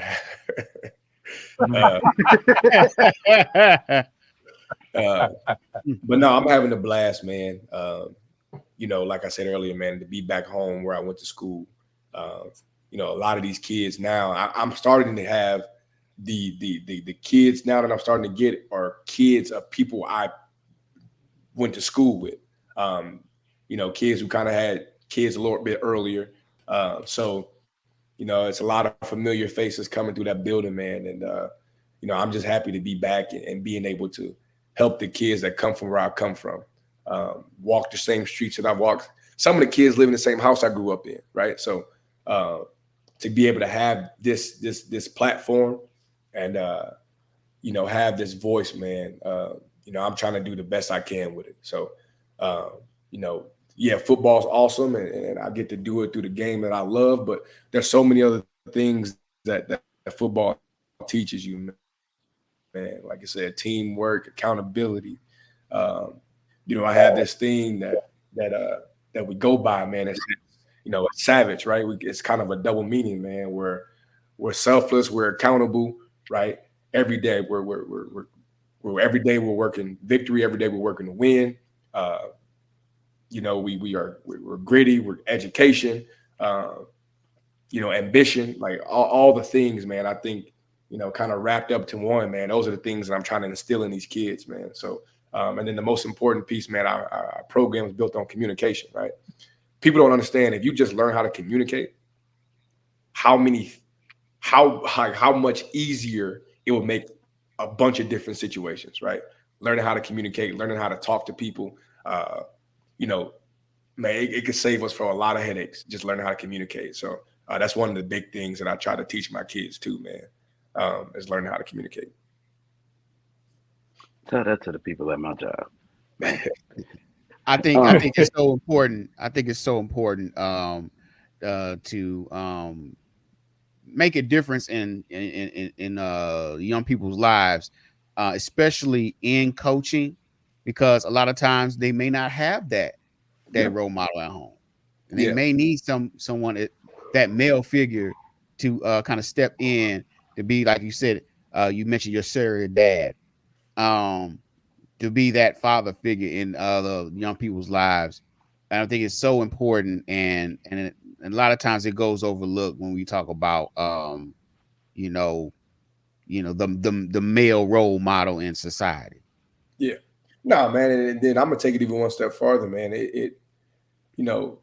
Some of and I feel like I got the best job, man, because I get, like I said, once again, when you talk about football, you get a bunch of different kids coming from a bunch of different backgrounds. I see so many kids, right, who look like me that don't trust people that look like me.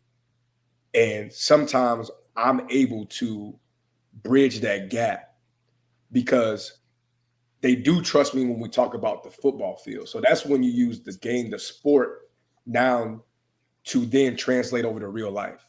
And kids aren't stupid, man. Sometimes they just want to know that you're present, right? They just want you to know that you're here for them. So, I just always want to be where my feet is, to let kids know that I'm present, right? I'm not gazing over here or doing this, man. I'm right here, right now. So it's just awesome, man, that I get to kind of be that guy. But like I said, man, sometimes the kids that look like me or the kids that sometimes I have the hardest time getting to trust me because of things that they've experienced in their lives. So, my thing is, man, there's no pump faking in what I do. There's no pump faking in who I am, right? These kids are going to understand exactly who I am. They're going to understand that I'm approachable, I'm real. But at the same time, like, once again, right, I had a bunch of great men to learn from, right? There's a standard, right? And the standard is the standard, period. Right? You're gonna act right, you're gonna do right, right? You're gonna say right. Right. And then that doesn't mean you're not gonna make mistakes, right? But as long as we're working towards that goal, right, of presenting yourself the way that you want to present yourself and getting to that point, right? That's the standard. Definitely. It's good stuff. Good stuff. That's awesome. So I want to dive into upcoming events. It's coming up pretty soon. I believe you said Wednesday, or did you say Tuesday? Tuesday or Wednesday? Tuesday. So 6 days, I think. Right? 6 days. So let's go back. Take us to the moment where you were notified that you would be going into the Mizzou Hall of Fame and the Ring of Honor. So check this out. So I was already in the University of Missouri Hall of Fame. Okay. So last year, me and Coach Pinkle both were nominated for the College Football Hall of Fame. So I didn't get in last year. Coach Pinkle did. Right. So if there was ever somebody who was coming from the same school as me who got in instead of me, and that's Coach Pinkle, man, I couldn't be more happy. Right. Like I said, I owe a lot to that man. Man, he's one of my favorite people of all time. So then we doubled back to this year. Me and Justin Smith were both nominated, and then I got in on this time, so my second try. And what's really cool, man, is that is the biggest that's the biggest compliment for me, because it's voted on by your peers, it's voted on by the media, it's voted on by the voters, right? And I never played the game of football for myself, right? I never played the game of football, for any personal accomplishments or anything like that, right? For me, it was all about inspiring, right? People that come from where I come from. But it was also about the respect of my peers. And that's the one thing that you'll hear people say about me, man, is everybody respects the way I play the game. And that's the biggest compliment I could ever have. So now being able to have this great honor going down in the College Football Hall of Fame, where you're, you mentioned them with the best of the best, and fast forwarding to when they honored me at Mizzou, that ring of honor, man. I first of all, I had no idea what was coming, and second of all, man, you etched in stone, man. Like that your name is on there forever. So, that's also a huge accomplishment, man. And like I said, man, from where I come from, man, that don't happen to kids where I come from. So, the fact that I did it, the fact that I'm living proof that you can do that, that's what I'm trying to inspire. That's what I'm trying to, really put into my kids, man, that, man, the sky's the limit, man. Don't let your environment, don't let, things like that affect, what you're going to be able to do going forward. Because at the end of the day, the one thing you control that every situation you get put in is your action and your response, right? How you going to respond to it, right? What type of actions are you going to put in place to be able to achieve the things you want to achieve, right? Regardless of circumstances, regardless of the environment, regardless of anything like that, right? How you react to it, your actions, right? How you respond to it, and then the act of how you're going to move forward, right? The things you're going to do moving forward. And how awesome is it just to see this photo that's on the screen right now? You got your family, your wife, your girls with you. Just tell us about the feeling of being on the field and having this wonderful college Hall of Fame plaque given to you, and just the whole moment in general. Man, it's a dream come true, man. Like being able to not only have this moment, but being able to share it with, man, the woman who sacrificed so much for me, moved all the way across the country for me. She's an East Coast girl. The mother of my kids, man, who holds it down, was really, really cool, man. So, just and then on top of that, man, like I don't just represent, me and my family, man. I represent, St. Louis. I represent Missouri. I represent Meacham Park, man. So, those are also things that I'm extremely proud to say. And I know this moment right here definitely meant a lot to you. Chase Daniel and Sean Weatherspoon will review Jimmy. Ladies and gentlemen, our newest College Football Hall of Fame inductee and Ring of Honor Jeremy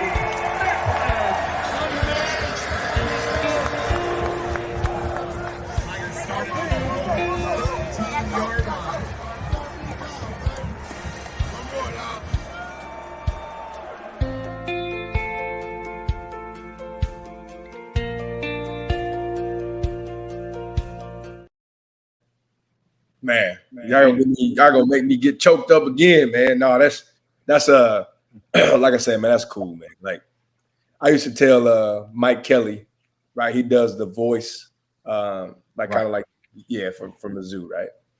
And he used to say the kid from Kirkwood, right? And man, y'all don't even understand like how that used to make me feel, man. So it's just crazy that the kid from Kirkwood, right, Meacham Park, man, is a College Football Hall of Famer. Like that's a pretty cool thing, man. Being back out, y'all, man. Oh yeah, I like this shot right here. Oh yeah. Money shot right here, man. That's the one right there. Yeah. So, listen, that funny story is like y'all know Chase. That's my guy. Those other three, right? Those are my dudes though. Like Sean, Kevin, Nario. Those are my guys, man. When I talk about guys that I met in college in my wedding, those, in my wedding, all the things, man. About to start a podcast together called True Sons. So man, there's a bunch of stuff coming up, man. But like I said, man, it's all about the people. Man, this group of dudes right here, man, like I couldn't have asked to be surrounded by a better group of dudes. Like they like blood don't make us no closer. You know what I mean? Like it's real, man. So man, I appreciate those guys for sure. Man, so being back on Faroe Field, right? Did you have some cleats in the car? Did it all come? Did it all come Listen, rushing back to you? I got about 5 plays left in me. Only about 5. That's all I got. Hey, That's cool. It's gonna take 5 me, can make a difference. hey, listen, it's gonna take me about 2 hours to warm up too. But that's all I got. We have a question from our favorite fan, Miss Dub, asks, "Are your girls interested in sports?" They just now starting to. So both of them do like gymnastics and stuff like that. But my 4-year-old, literally like 2 days ago, asked us, can she play softball? So I think they're just now starting to get into it. That's awesome. That's awesome. Yeah, and I'm gonna be that parent too for sure. So you're gonna be that guy. Yeah, I'm playing. Watch out. Oh, you want to play? The next day. Wake up. The daddy, it's 4 a.m. Winning knows no time frame. Get up. Now going back to Mizzou, seeing how the game of a college football game is totally now. How much do you wish that the NIL was available when you played? Man, listen. So, as a high school football coach, listen, I kind of got to be in tune with what's going on. Okay. So, it wasn't until my cousin, who just officially entered the portal today, that I really realized what the NIL is doing. I'm not going to get into details, man, but it is wild. It is a wild, wild west. It is the wild, wild west. And money. Yeah, I know what. And money sells, man. I know the Nebraska coach said something, had made a comment that said, yeah, it's gonna take $1 million to get a top quarterback in the portal. I think he said like listen, that, and I'm telling you right now, there might be some guys that get more than that. It is the wild, wild west. Is it too late for me to go back to college and try and play? Be nose tackle, man. I got some good attributes. Oh man, but this part of the show has been amazing. Oh, say it again, Jeremy. I said I was born too soon.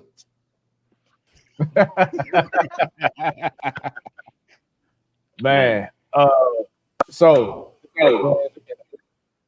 of the interview, man, and having your story told, do you have time to stay on talking more about some college football and NFL real quick? Got about 5-7 minutes. Talk to me. What's up? Cool. So, what are your thoughts about the 2023 Missouri Tigers and how far they have came? What Eli Drinkwitz has done for this team this year, and how far they can go in regards to not this year, but beyond. I think he did a phenomenal job, right? I think he got those guys. I think he has people believing, right? And I think he's doing a really good job of recruiting the state of Missouri. There's a lot of ballers in the state of Missouri. If you can keep the top guys in Missouri, I think he's always going to have a chance to compete. That being said, right, the 2 teams that we lost to, right, were ranked above us. We have to get to a point where we're ranked, where we're winning those games, right? Everybody else that we beat, right, quote unquote, was not ranked above us. So ideally, you're supposed to beat them, right? I think we're getting close, and yeah, a couple balls this way, right? We should have beat Georgia last year, had a chance to compete with them this year, but like also part of winning is learning how to win as well. So you get a group of guys, right? Now they've experienced some success. They're 10-2. Right now, you get into those games next year, and it's like, all right, well, we were in this position before, right? Against LSU, got a lead late in the game, right? How do we keep the lead? How do we finish that game, right? Against Georgia, right? It's 27-21. We go down, we score, we win this game. Now you were in this situation. Now you figure out ways to go down and get that touchdown. So I do, man. I think the future's bright. I think they got a lot of things going well for themselves, man. So I'm excited. I'm excited about Missouri football. They have some key guys that are from St. Louis too. Mm-hmm. And Absolutely, it's keeping that tradition going. Maybe St. Louis can become a college football pipeline. It for people who know St. Louis, it's on its way. It's on its way. Yeah. And real quick, is incredible. And real quickly, shifting to the NFL, former team that you played with, the Eagles. They are the best team in all of football in my eyes. Your thoughts on that squad? And sometimes adversity makes you better. And I think that loss in the Super Bowl against the Chiefs, another former team that you played with, and coach that you played with. Right. Exactly. That loss probably propelled them to learn how to deal with that, but then come in next year like they're doing this year, even with the toughest schedule that you can imagine, and they're still right now 10-1. Your thoughts on the Eagles? Man, they're winning games in different ways, and I think that's the ultimate like testament to a good team, right? To a Super Bowl winning team, right? Is one game you're able to win by the pass, right? The next game you're able to win by the run, right? Defense comes up and makes a stop. Special teams, right? You drill a long field goal or you get a big return, right? They're finding ways to win games. Even some people will say they haven't even played like to their best of their ability yet, right? But I think, man, that's a true testament to the coaching staff, but the guys, right? They got a veteran team. Some of those guys I play with, BG, Jason Kelsey, Fletcher Cox. Right, Fletch was in my wedding. That's my dog. So yeah, man, it's they're finding ways to win, man. So it may not be how you want them to look, but the last 3 of the last 4 weeks, you beat the Cowboys, who people consider a Super Bowl contending team, right? You beat the Kansas City Chiefs, who are the Super Bowl defending champs. You beat the Bills, who everybody had preseason, right, as being the AFC favorite, right? So. Man, you rolling, right? Who cares how you win? It's hard to win football games in the National Football League, right? This ain't no beauty contest, right? We're here to win games. You know what? And if you talk to a man on the Eagles, they mentioned the same thing you said. Yeah. We haven't played up to our potential yet, and so it'll be something to see him actually play up to potential. And really, I think they got to turn it on in the playoffs. I think right now it's cool. They've been there before, but I think they gotta taste in their mouth. They want to win that. They want to win the chip. Yeah, absolutely. I think they got another big one. Well, I think they got the Niners this weekend, right? Yeah. So let's go. D-Jack's retirement games. Maybe, the little motivation. The crowd's gonna be rocking, right? Big time game. You retire one of the best receivers ever to play in your franchise. Like, yeah, it's gonna be another sight to see. And Philly, I've got to ask you this about the Philly fans. Like, Philly fans are different. Everybody knows that. Like, how is that? No filter. No, they got no filter. All right, you love it though as a player because here's the man's passionate, right? They're passionate, right? They want, like, what fan base doesn't want their team to win? Like, if they weren't as passionate as they was, right, and kind of going through the motions, right? Like, as a player, do you really want to play there? Right? I loved it, man. They play that Rocky music to start. Rockies, listen, if you didn't know no better, you would think Rocky's a real person, right? Like, exactly. You outside and everything. That's what I'm saying. So when they play that Rocky music, man, listen, that place is special, man. That place is special. And they will literally fight for their team. Yeah, they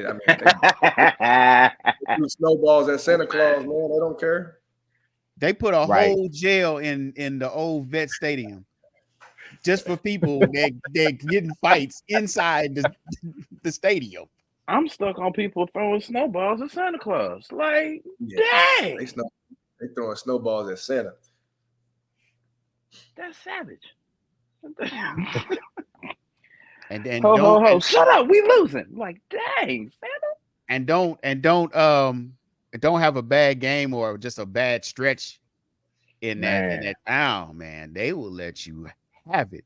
Ask other people that came out of was it Ben Simmons out of oh Lord. Stand got big. Ben Simmons, James Harden, anybody you can think of. Ben's man. not a very Philly. He was good until he wasn't. That's what I can say. Yeah. He crashed and burned a little too fast. Man. Oh, man. Well, I know you said 5 to 7 minutes before we let you go. Is there anyone that you want to shout out while we got you here? Any special coaches, family members, friends, former teammates, anybody you want to shout out?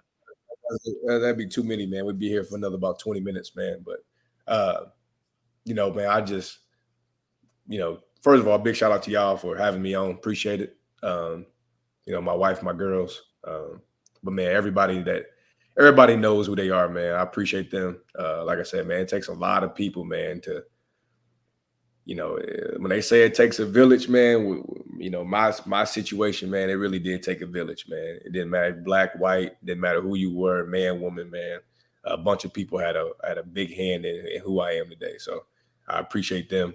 I appreciate y'all for letting me tell my story, man. And like I said, man, if I can be, if I can do anything in the future, man, I'm all for it, man. Like I said, it's way bigger than just me, man. So I appreciate y'all for letting me do this. Hey, we appreciate you for taking the time to come out. Absolutely. Ladies and gentlemen, it has been a pleasure to interview the kid from Kirkwood. Yeah. The kid that's been all over, man. Jeremy Maclin, it's been a pleasure to have you on. All right. Appreciate y'all. So y'all call her Dub. What y'all call her? Miss Dub. Dub. I appreciate it. All right. Appreciate y'all, man.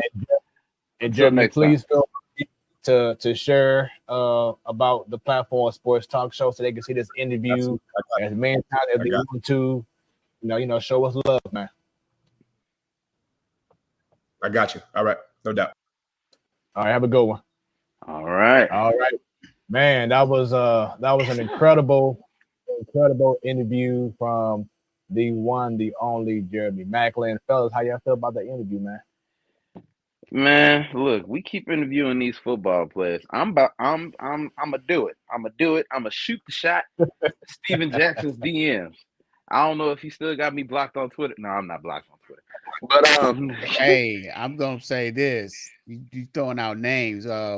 We got some St. Louis football legends. We got Isaac Bruce. Oh yeah. We talk about Hall of Famers. Maybe like you said, Steven Jackson. Yeah. Right. We can go down the line of the greatest show on turf. Man. Tory go down the line. Bring him in. Let's get it. Let's go. Man. Bring him in, bring him out. Right. Let's get it in. We ain't scared. But let's go talk about some never scared. Talk about some more NFL football right now. Excuse me. NFL. Damn, I had the college rankings up. Oh, let me get rid of that. Well, you know what? It's cool because I got you. Then bam. I just want to say this graphic looks real pretty. Somebody creeping, but we gonna get there. I don't want to start. Somebody else start. Hey, listen. I just, I know we running short on time. I'll just say this. This college football season has been incredible. One of the best I've seen. And it's only going to get better because this week coming up is it's championship week, conference championship week. And this is where we're gonna see who is gonna be in that top 4. My Oregon Ducks. Shit. I don't care who we got in the Pac-12 championship. Get them out of there. We. I think it's Washington. Nah, it's not. Washington. We. Hold on. Let me check. Hold on. Who's the Pac-12 champion? This is probably the last Pac-12 championship coming up. Yeah.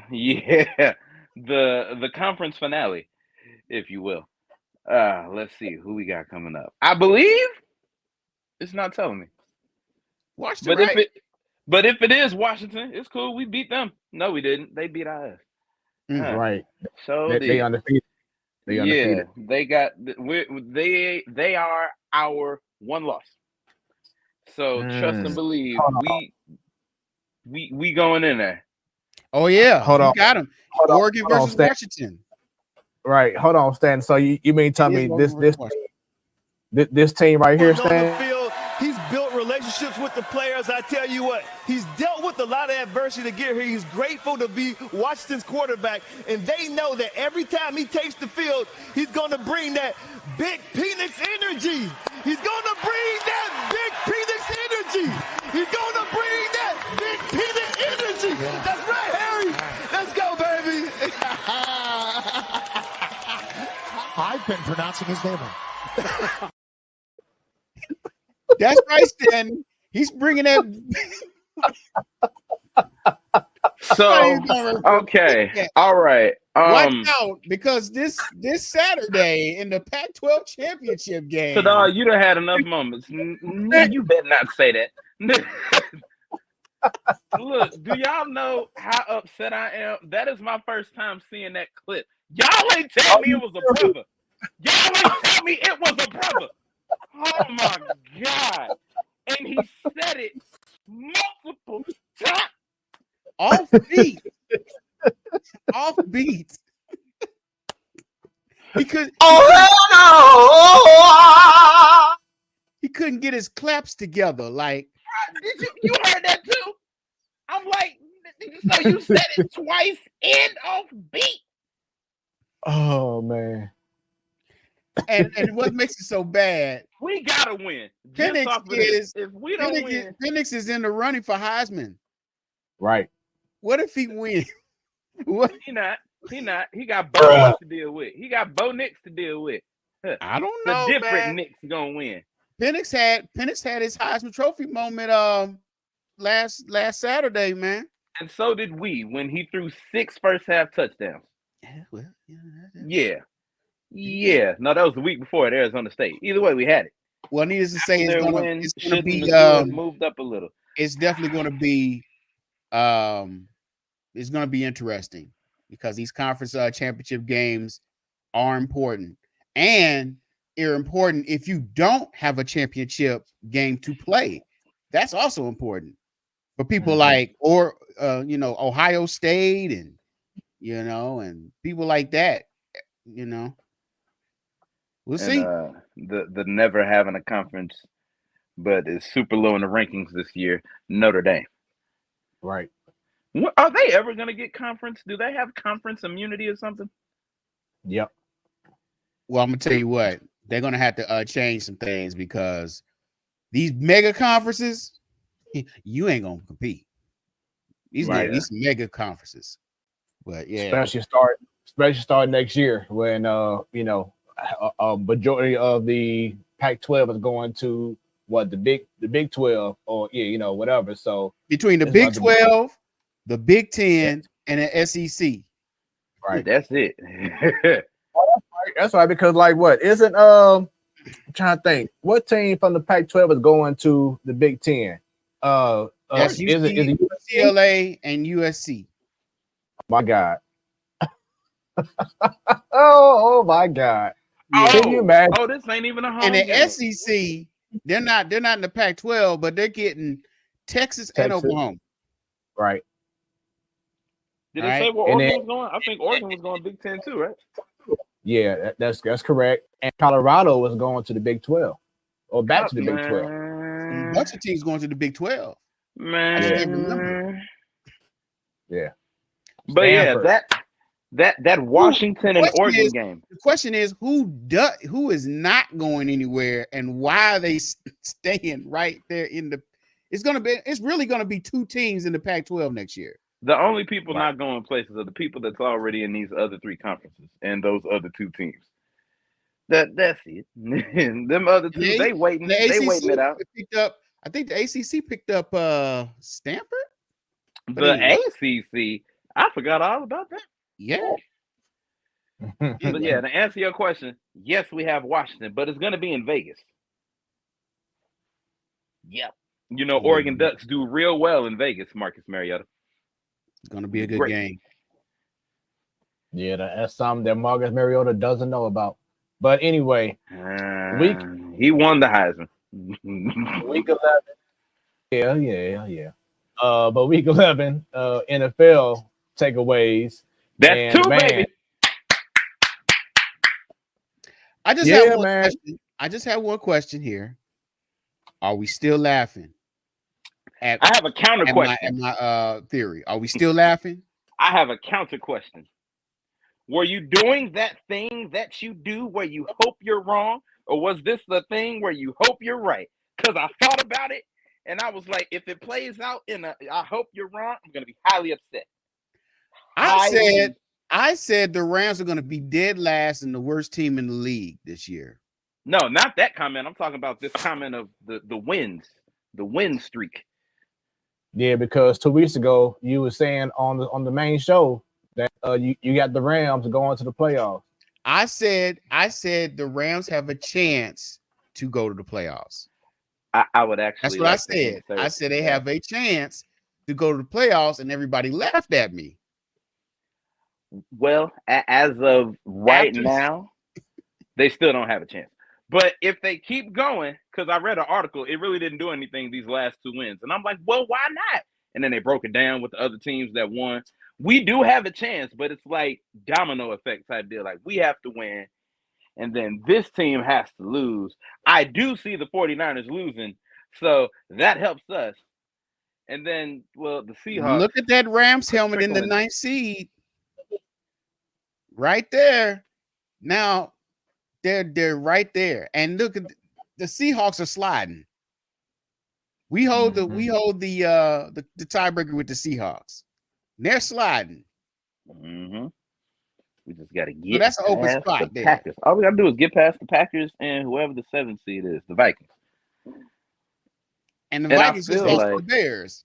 Yeah, and I also feel like Josh Dobbs is going to start doing that little decline. I don't know what it is.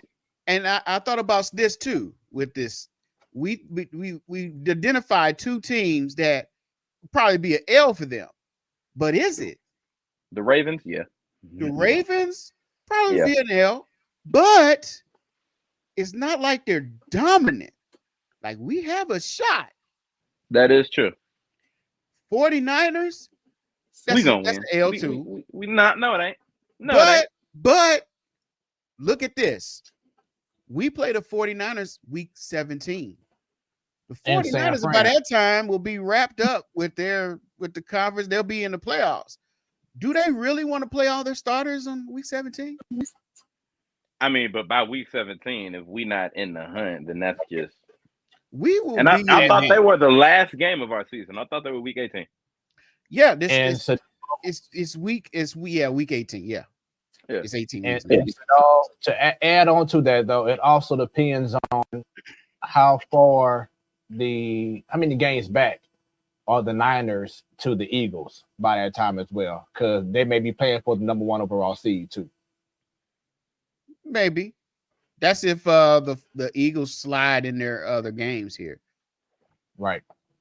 So like I said, it all depends. And they play the 40. They already play the 49ers next week, so that's the tiebreaker. It is. That's the tiebreaker. That would be the one. So let's say the 49ers win next week, right?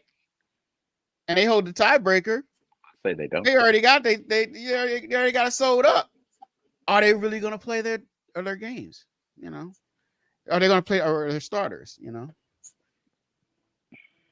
Bottom line is the Rams have a chance. to be that 7th seed. So what you're saying is we can do like the 2011 Cardinals and come from behind. Amen.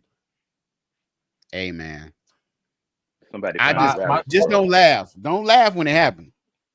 My question is, do you trust Matthew Stafford? I do. Yeah. I trust him. I trust him better than any other quarterback we'd have had over the last 10 damn years. Absolutely. I mean, why wouldn't we trust him? I think if you're gonna trust anything, is his health. And as long as he's upright, and if our offensive line keeps on playing like they've been playing in the last few weeks, I don't see why not. And then let's not forget the miracle we have of Carson Wentz. Yeah, we got Carson Wentz. Don't Hey, that is a miracle just waiting to happen. I just hope it does not have to happen in this season. I wouldn't say miracle. It is a nightmare waiting to happen. Anyway, hey, remember when Baker Mayfield showed up and we thought he was going to be trash? What did he do? Game-winning drive. There's one thing that is emerging for the Rams, and that's their running game. Kyron Williams has been beasting lately. Do you know that the Rams are? Do you know that the Rams are 4-1 when Kyron Williams plays? And when he doesn't play, I think it's like it's total opposite. But so the only time he hasn't played, this was his first game back from that the ankle injury. Mm-hmm. Yeah, so he didn't play. He didn't play in the first few games. He had. Yeah, we still had what's his face? Yeah, Cam Akers. Yeah, but when he played, I mean, and McVay did something shocking over the last few weeks. He actually ran the ball. Mm-hmm. He actually changed up his whole play calling and ran the ball. And then let's not shortchange the other running back. I don't want to call him second string because he got some plays too. Royce Freeman? Yes, thank you. I couldn't think of his first name, but yeah, he came like, through when needed too. Yeah, if we he's keep like that up, like the yin and the yang. You get the 1-2 punch. You got a running game. Like what they did in New Orleans. You remember those days? And it helps out your offensive line when you have a good running game because now they're not playing defense. They're on the offense. They're going forward. They're actually hitting somebody. Pancaking. Hey guys, we talked about the NFC West. What about the AFC West, man? The Chiefs, they did defeat who are the Raiders this past week. Yeah. But the Broncos, they won what, 4 or 5 in a row? 6. Hey, they've won like 5 in a row, I believe. Yeah. They haven't. They last lost. They were 1-5. They ain't lost since. Yeah. You know what happened? You know what happened, right? Somehow Russell Wilson found Seattle Super Russ. I don't know where he put him. I don't know if the kids hit him playing hide and seek one day, but he found him. And he's starting to come back. He's starting to throw these signature Russell deep passes, man. He ain't gotten up to that Hail Mary yet, but he's starting to launch this thing, and the receivers are actually there. I don't know if Jerry Jeudy has advanced past being a Jag, but I don't know. Cortland Sutton's having good games. Maybe Sean Payton is really working with him, and that's it. He's similar. He's similar to a Drew Brees as far as his stature and his style of play. Yeah. Maybe they're clicking enough to where bringing in some plays that would suit best for Russell Wilson. And also, I just love how Sean Payton is holding Russell accountable. In regards to his play, you know what I'm saying, and just how much he's changed from last year to this year. So I gotta give big kudos to Sean Payton and what he done for the whole Broncos country, man, because they doing anything. Now, granted, their wins, they did beat the Chiefs 2 weeks ago, so that's a big win.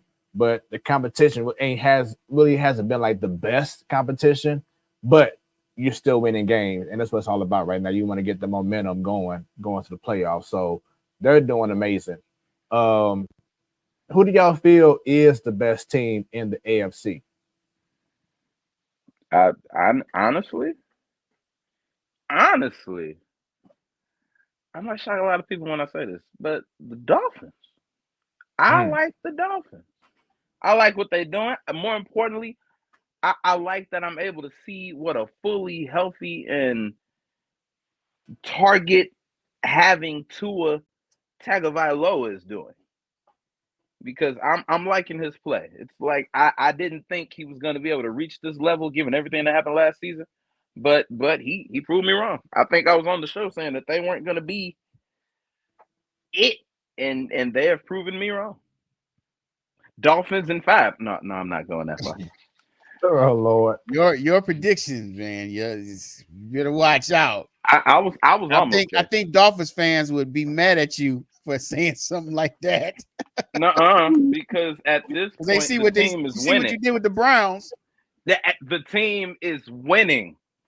As a matter of fact, you talk about this is a throwback show right here. We got the 3 original hosts here. We got long memories of that. But as far as the circumstances are different. The team, I'm saying this now after the team has proven themselves. I gave the Browns a blind vote of confidence, and I've been paying for it ever since. It's fine. You know, you got to bite the bullet. Well, I mean, they are. Yeah. Well, Browns in 12. Well, you just digging the hole. This year, I a few weeks ago I would have said Kansas City. Now I say flip a coin between Kansas City, Miami, and Baltimore. As far as best team, flip a coin. It could be anybody. It's between them 3. To me, I see Jacksonville, and I see Jacksonville at 8-3. But the way they got blown out by San Francisco kind of just X them out. Man.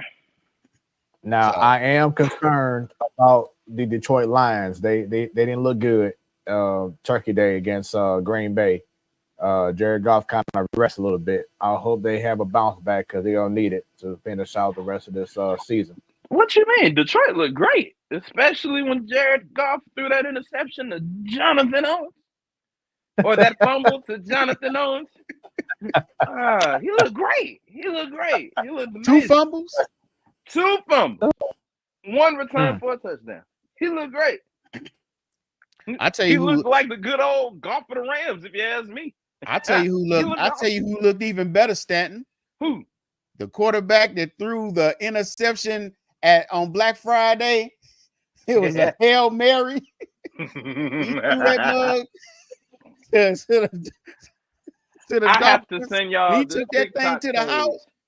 I gotta send y'all this TikTok page of this guy who does highlights of the games, and it's just different clips and stuff. It's hilarious. He had a clip. Somebody was like, "Do it," and then he threw the long ball and then ran it all the way back. Like, Jesus. That's why I say the Dolphins looking good, man. Jalen Ramsey looking good. We gave him up too fast. No. We gave him up at the right time. No, he was getting burned.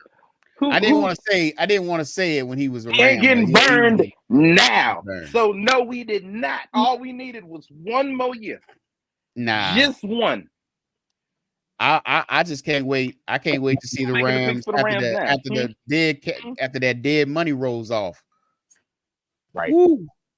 It's almost like remember when them stimulus checks hit? Remember that feeling when that stimulus check hit your all this free money for these low draft picks we finna get for the that's how the Rams gonna feel with that dead cap roll off. What we gonna use it on? What we gonna use it on? The 2 men who are talking retirement. Aaron Donald still got retirement on the table. Y'all see he throw that in every now and then. He's just like, well.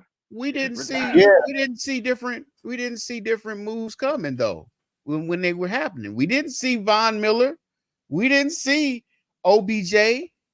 Who knows what they'll do? They may pick retirement after that. So dog. After we got OBJ and Von Miller, he was saying, I might retire. Remember? It was Super Bowl. He was like, I might do it. That was a money play to get paid. He's still talking it. I just think it depends on how. I understand you saying we'll have the cap space and the money, but a lot of other it's just like our chances of getting in the playoffs. To me, a lot of other things will have to go wrong for us to just flat out acquire a super top of the line asset for that money. I can't even think of a top of the line asset right now, but that isn't already sewn up in contract funds and all of that. So I don't know. It'd be nice. I'll tell you this, unlike the GM of the St. Louis baseball Cardinals, I trust the GM of the Los Angeles Rams. What's his face? Snead. Yeah. Les Snead. I trust Snead in making the right decisions. I don't know, man. We gave up them picks, and yeah, we got that instant turnaround. But boy, we gave up them picks. Slow climb back to the top. We got that Super Bowl though. We did. Would have been nice. A lot of teams like the Lions. We talk about the Lions. When's the last time they won a Super Bowl? Never. If they would have waited on Matt Stafford, they could have. No, yeah, I'm glad they ain't wait. I'm glad they were like, we tired of this. I'm glad we ain't wait on Jared Goff either. Whew. Speaking of the Cardinals, but no, I'm gonna let you. Top their ass, didn't we? Oh, you talking about the baseball Cardinals? I'm sorry. Right. But switching gears from football, let's talk about some basketball. A team that you wouldn't think we would have a topic on, but do you believe in magic? And I mean the Orlando Magic. And the reason being is that as of yesterday, they are the number 3 seed in the Eastern Conference, 12-5. And I wish T-Bone was on here because he'd probably be gloating right now, or he'll probably be as shocked as we are. But you know how it is, like you just brought up, Sadal, how the Lions are relevant, you know, how the Browns are playing great, you know, this year. Look at what the Magic are doing at this time. Stan, do you feel that, I ain't gonna say top 3, but do you feel that this is the year that the Magic can actually do some things this year? Not saying win the whole thing, but you never know. You know, first you gotta get in. But just how they starting, do you think this is real? Smooth, let me throw some math at you. What's 12 plus 5? 17. How many games are in an NBA season? 82. No, I don't. Anybody can look good at the beginning of the season. Hell, you remember my Bulls a couple years ago? We was looking great. Look at us now. Look at us at the end of that season. No. Y'all still got All-Star break. No. Nope. All right. We gonna clip this episode, and then when it's playoff time, if they in it, I'm playing this clip. When it comes got so to many playoff clips on time, here, man. when it my comes God. to playoff time, I will be saying the same thing about the Magic that I said a couple weeks ago about James Harden. I told you so. You can clip this too. Clip it. Snip, snip. Clip it. And we're gonna flip that too. The snip, everything. Last time Magic had a chance to go and win a championship, they sent their best player off to LA. That was it. Let's see. That was then. This is now, man. Do they have a good squad? Yes, they do. But everybody on that squad, I believe, is youngsters. I don't think it's a 10-year vet on that team. Maybe even a 5. I don't think it's a 5+ year vet. Everybody on that team is young. Yes, you got the heart, but do you have the experience? Do you have that mentality that is needed? I don't think so. I don't. Yeah, we're gonna definitely find out, man. But something that has been popping recently has been the NBA in-season tournament. And as of last night, we do have the official knockout round coming up, starting on the 4th and the 5th. Knockout round is just like the NCAA tournament. You win, you keep going, you lose, you are done. So as you see, the quarterfinals in the West, you have number 1 seed, the Lakers, versus number 4 seed, the Suns. Then you have the number 2 seed, the Kings, versus the number 3 seed, Pelicans. On the East, number 1 seed, the Bucks, versus number 4, the Knicks. Number 2 seed, the Pacers, versus number 3, Boston Celtics. The teams that advance after the 4th and the 5th will be going to Las Vegas for the Final Four. And some that I saw yesterday that is absolutely going to be incredible is on the semifinals and championship games. Inside the NBA, which is by TNT, Ernie, Kenny Smith, Shaq, Chuck, they will combine with ESPN and join Stephen A. Smith and Mike Wilbon. So they'll all be Lord. Lord. The last thing that the earth needs is Charles Barkley versus Stephen A. Smith. Oh my God! But at the same time, Stephen A. I want to Stephen see A. it. I don't agree. Stephen A. Yeah, I ain't agreed I with can't you ever since you said what you said about such and such. That wow. And Only correct thing, me if I'm wrong. I Did I hear Shaq saw a on couple of those commentary? games. They were I have to admit, they were pretty exciting. I saw the end of the I saw the whole Kings and Warriors game. Oh man. Yeah, that was I saw crazy. the end of the Bucks game. And That was a great game. Great finish. Against I'm the like, Heat, okay. right? The only thing I Yeah. don't like about it is, I don't know, maybe it's me. I don't like them damn colors on the court, man. What are they doing? So Super Bowl, huh? they inverted. They did the my negative TV flip. was messed up or something. I'm like, I remember when they dropped the pictures. I was like, did y'all highlight these images before you dropped them? it looks a big, I'm not trying to be funny. It looks like a big graphic on the court, but it's actually the court. You know what I mean? You know how the first down lines are? I thought it looks like a big graphic.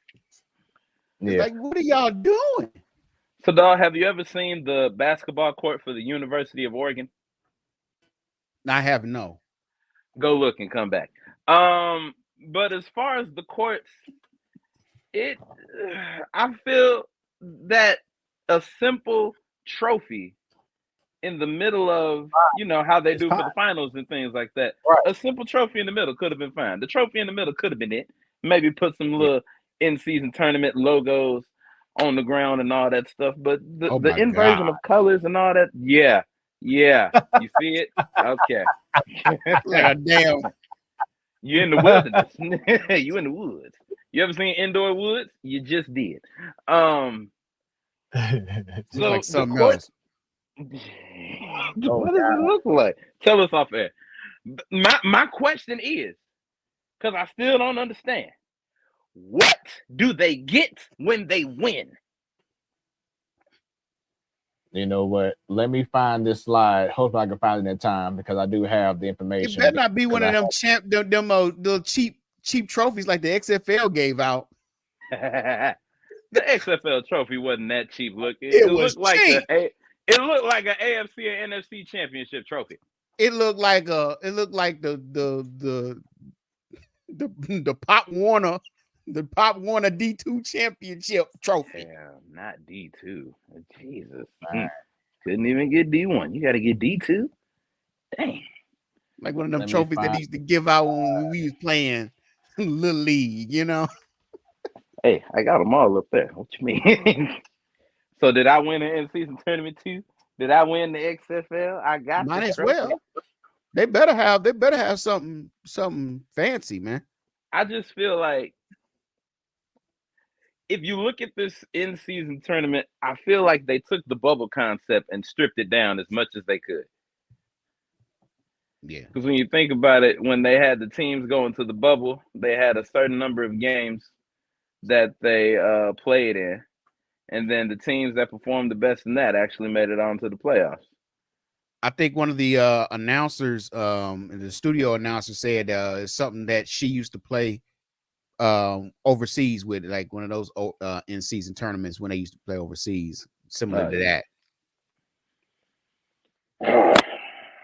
I'm excited to see what this graphic is to figure it out. But when you look at the teams that are playing, between that the Lakers and the Suns, I feel like that's going to be a great matchup. I can't call who's going to win that. It honestly depends on who shows up for the Lakers. And by who, I mean Anthony Davis. As far as the Kings and Pelicans go, I do know that CJ McCollum made his return tonight as they played. I think it was the Grizzlies they're playing tonight. Either the Grizzlies or the Warriors. So I know he came back. I still feel like the Kings have too many clutch pieces. You got De'Aaron Fox, who has this switch that he flips, and then all of a sudden he can't miss a damn shot, no matter how difficult it is. You got Malik Monk. It's just a solid team over there in Sacramento. So I see the Kings taking that. I see the Bucks beating the Knicks easy. And, well, not easy, but it won't be as hard as the Knicks think they'll put up a fight. And then Boston and Indiana.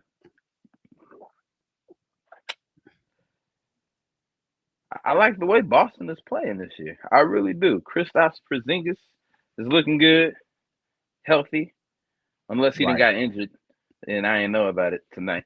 But yeah, I picked the Celtics getting out of the first round. So I do have an update. So What each player, bragging rights. each player on the tournament's winning team will receive $500,000, while the runner-up will get $200,000. The losing players of the semifinals will each earn $100,000, and the losing players of the quarterfinals will receive $50,000. Those payouts also extend to each coaching staff. Not bad. They just signed them new TV deals, didn't they? Yeah. Hey, the NBA is the second biggest league behind the NFL. Yeah. And actually they haven't signed a new deal yet. They are on the verge of reaching out to other companies like Amazon to see about more NBA deals. Okay. But yeah, that's it. $500,000? Balling. And then the losers get hey man.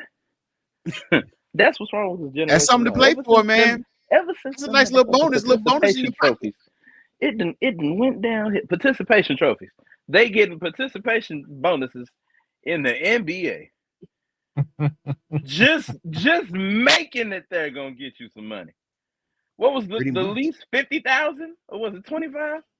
Other than that, if it wasn't for this whole play-in tournament, they gonna be resting on the bench half the season. Yeah, what you mean? You can still rest on the bench and get paid.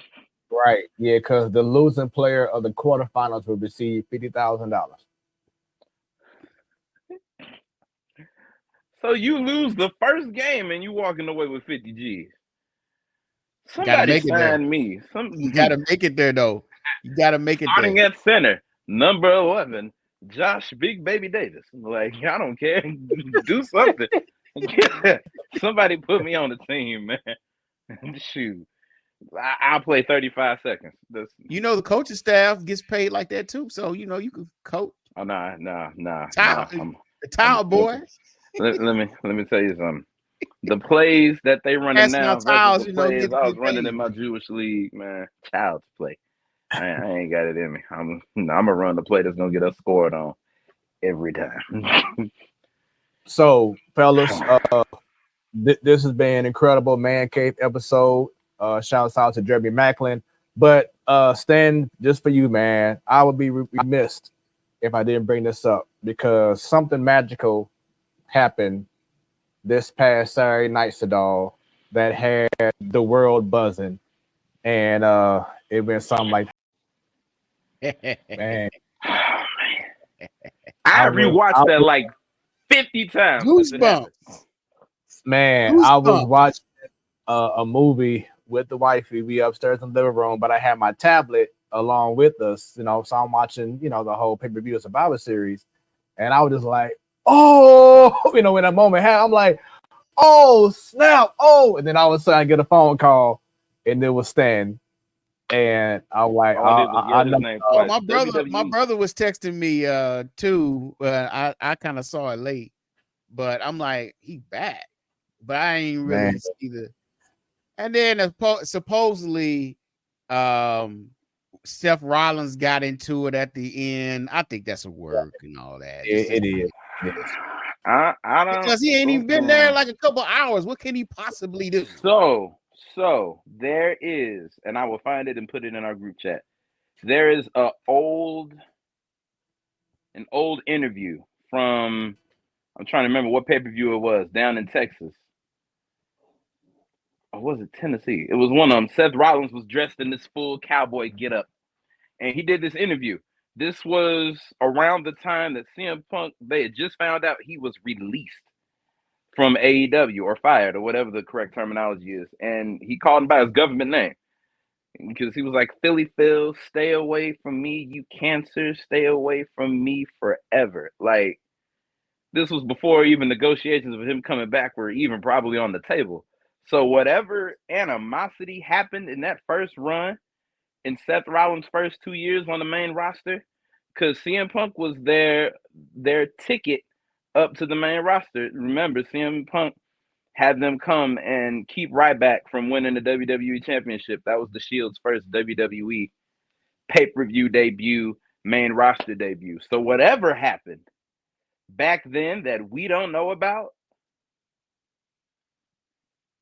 it has stuck with him for 10 years. So I don't know what the true issue is. I'm hoping it's just a work so that we won't see them literally try to kill each other at WrestleMania when that match is announced.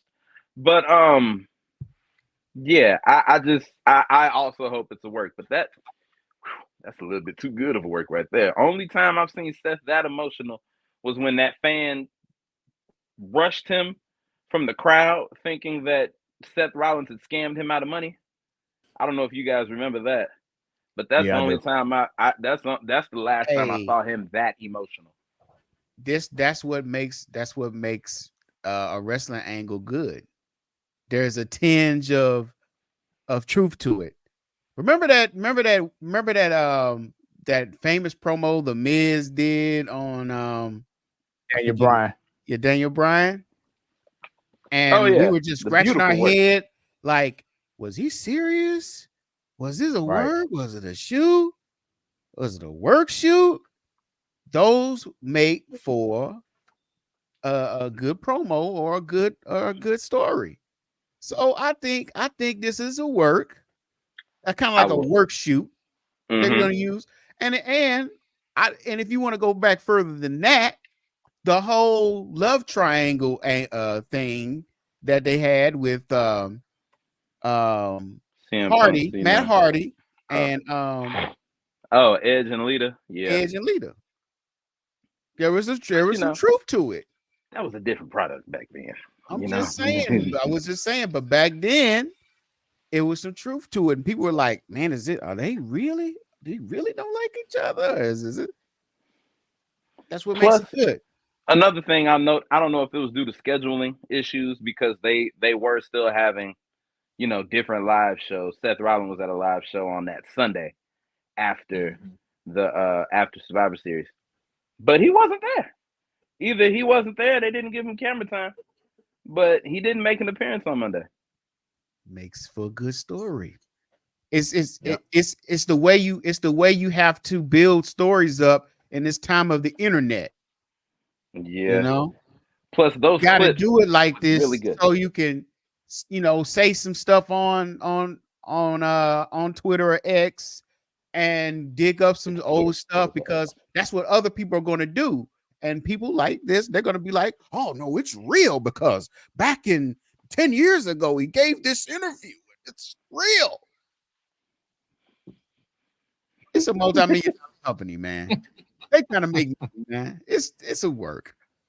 I don't know. Sometimes I feel like I give WWE more credit than they deserve. They all getting paid well.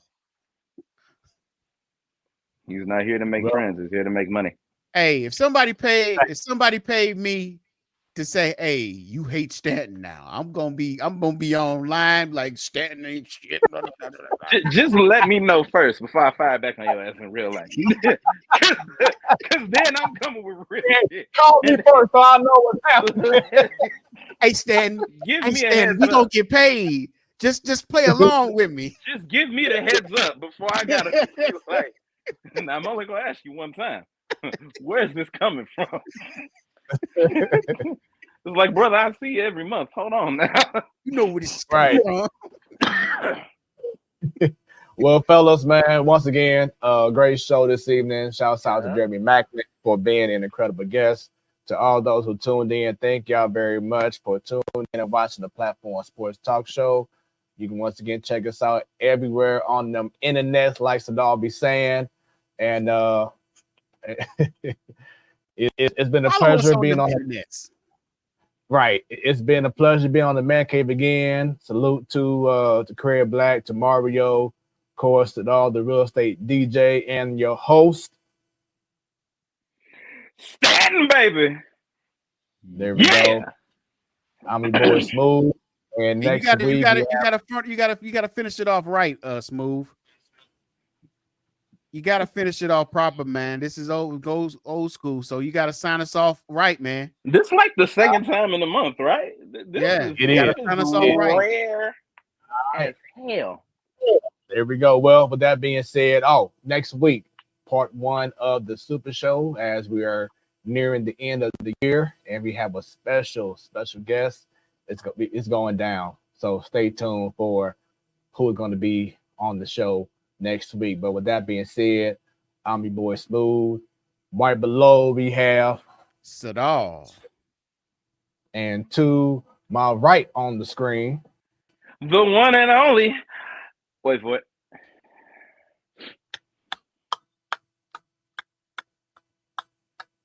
It's 9:40. Let's wrap this on up.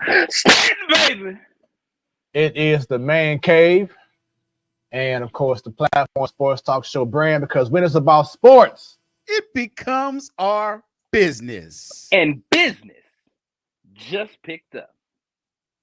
We had a phenomenal day today. Negro League Museum and Arthur Bryant's Barbecue.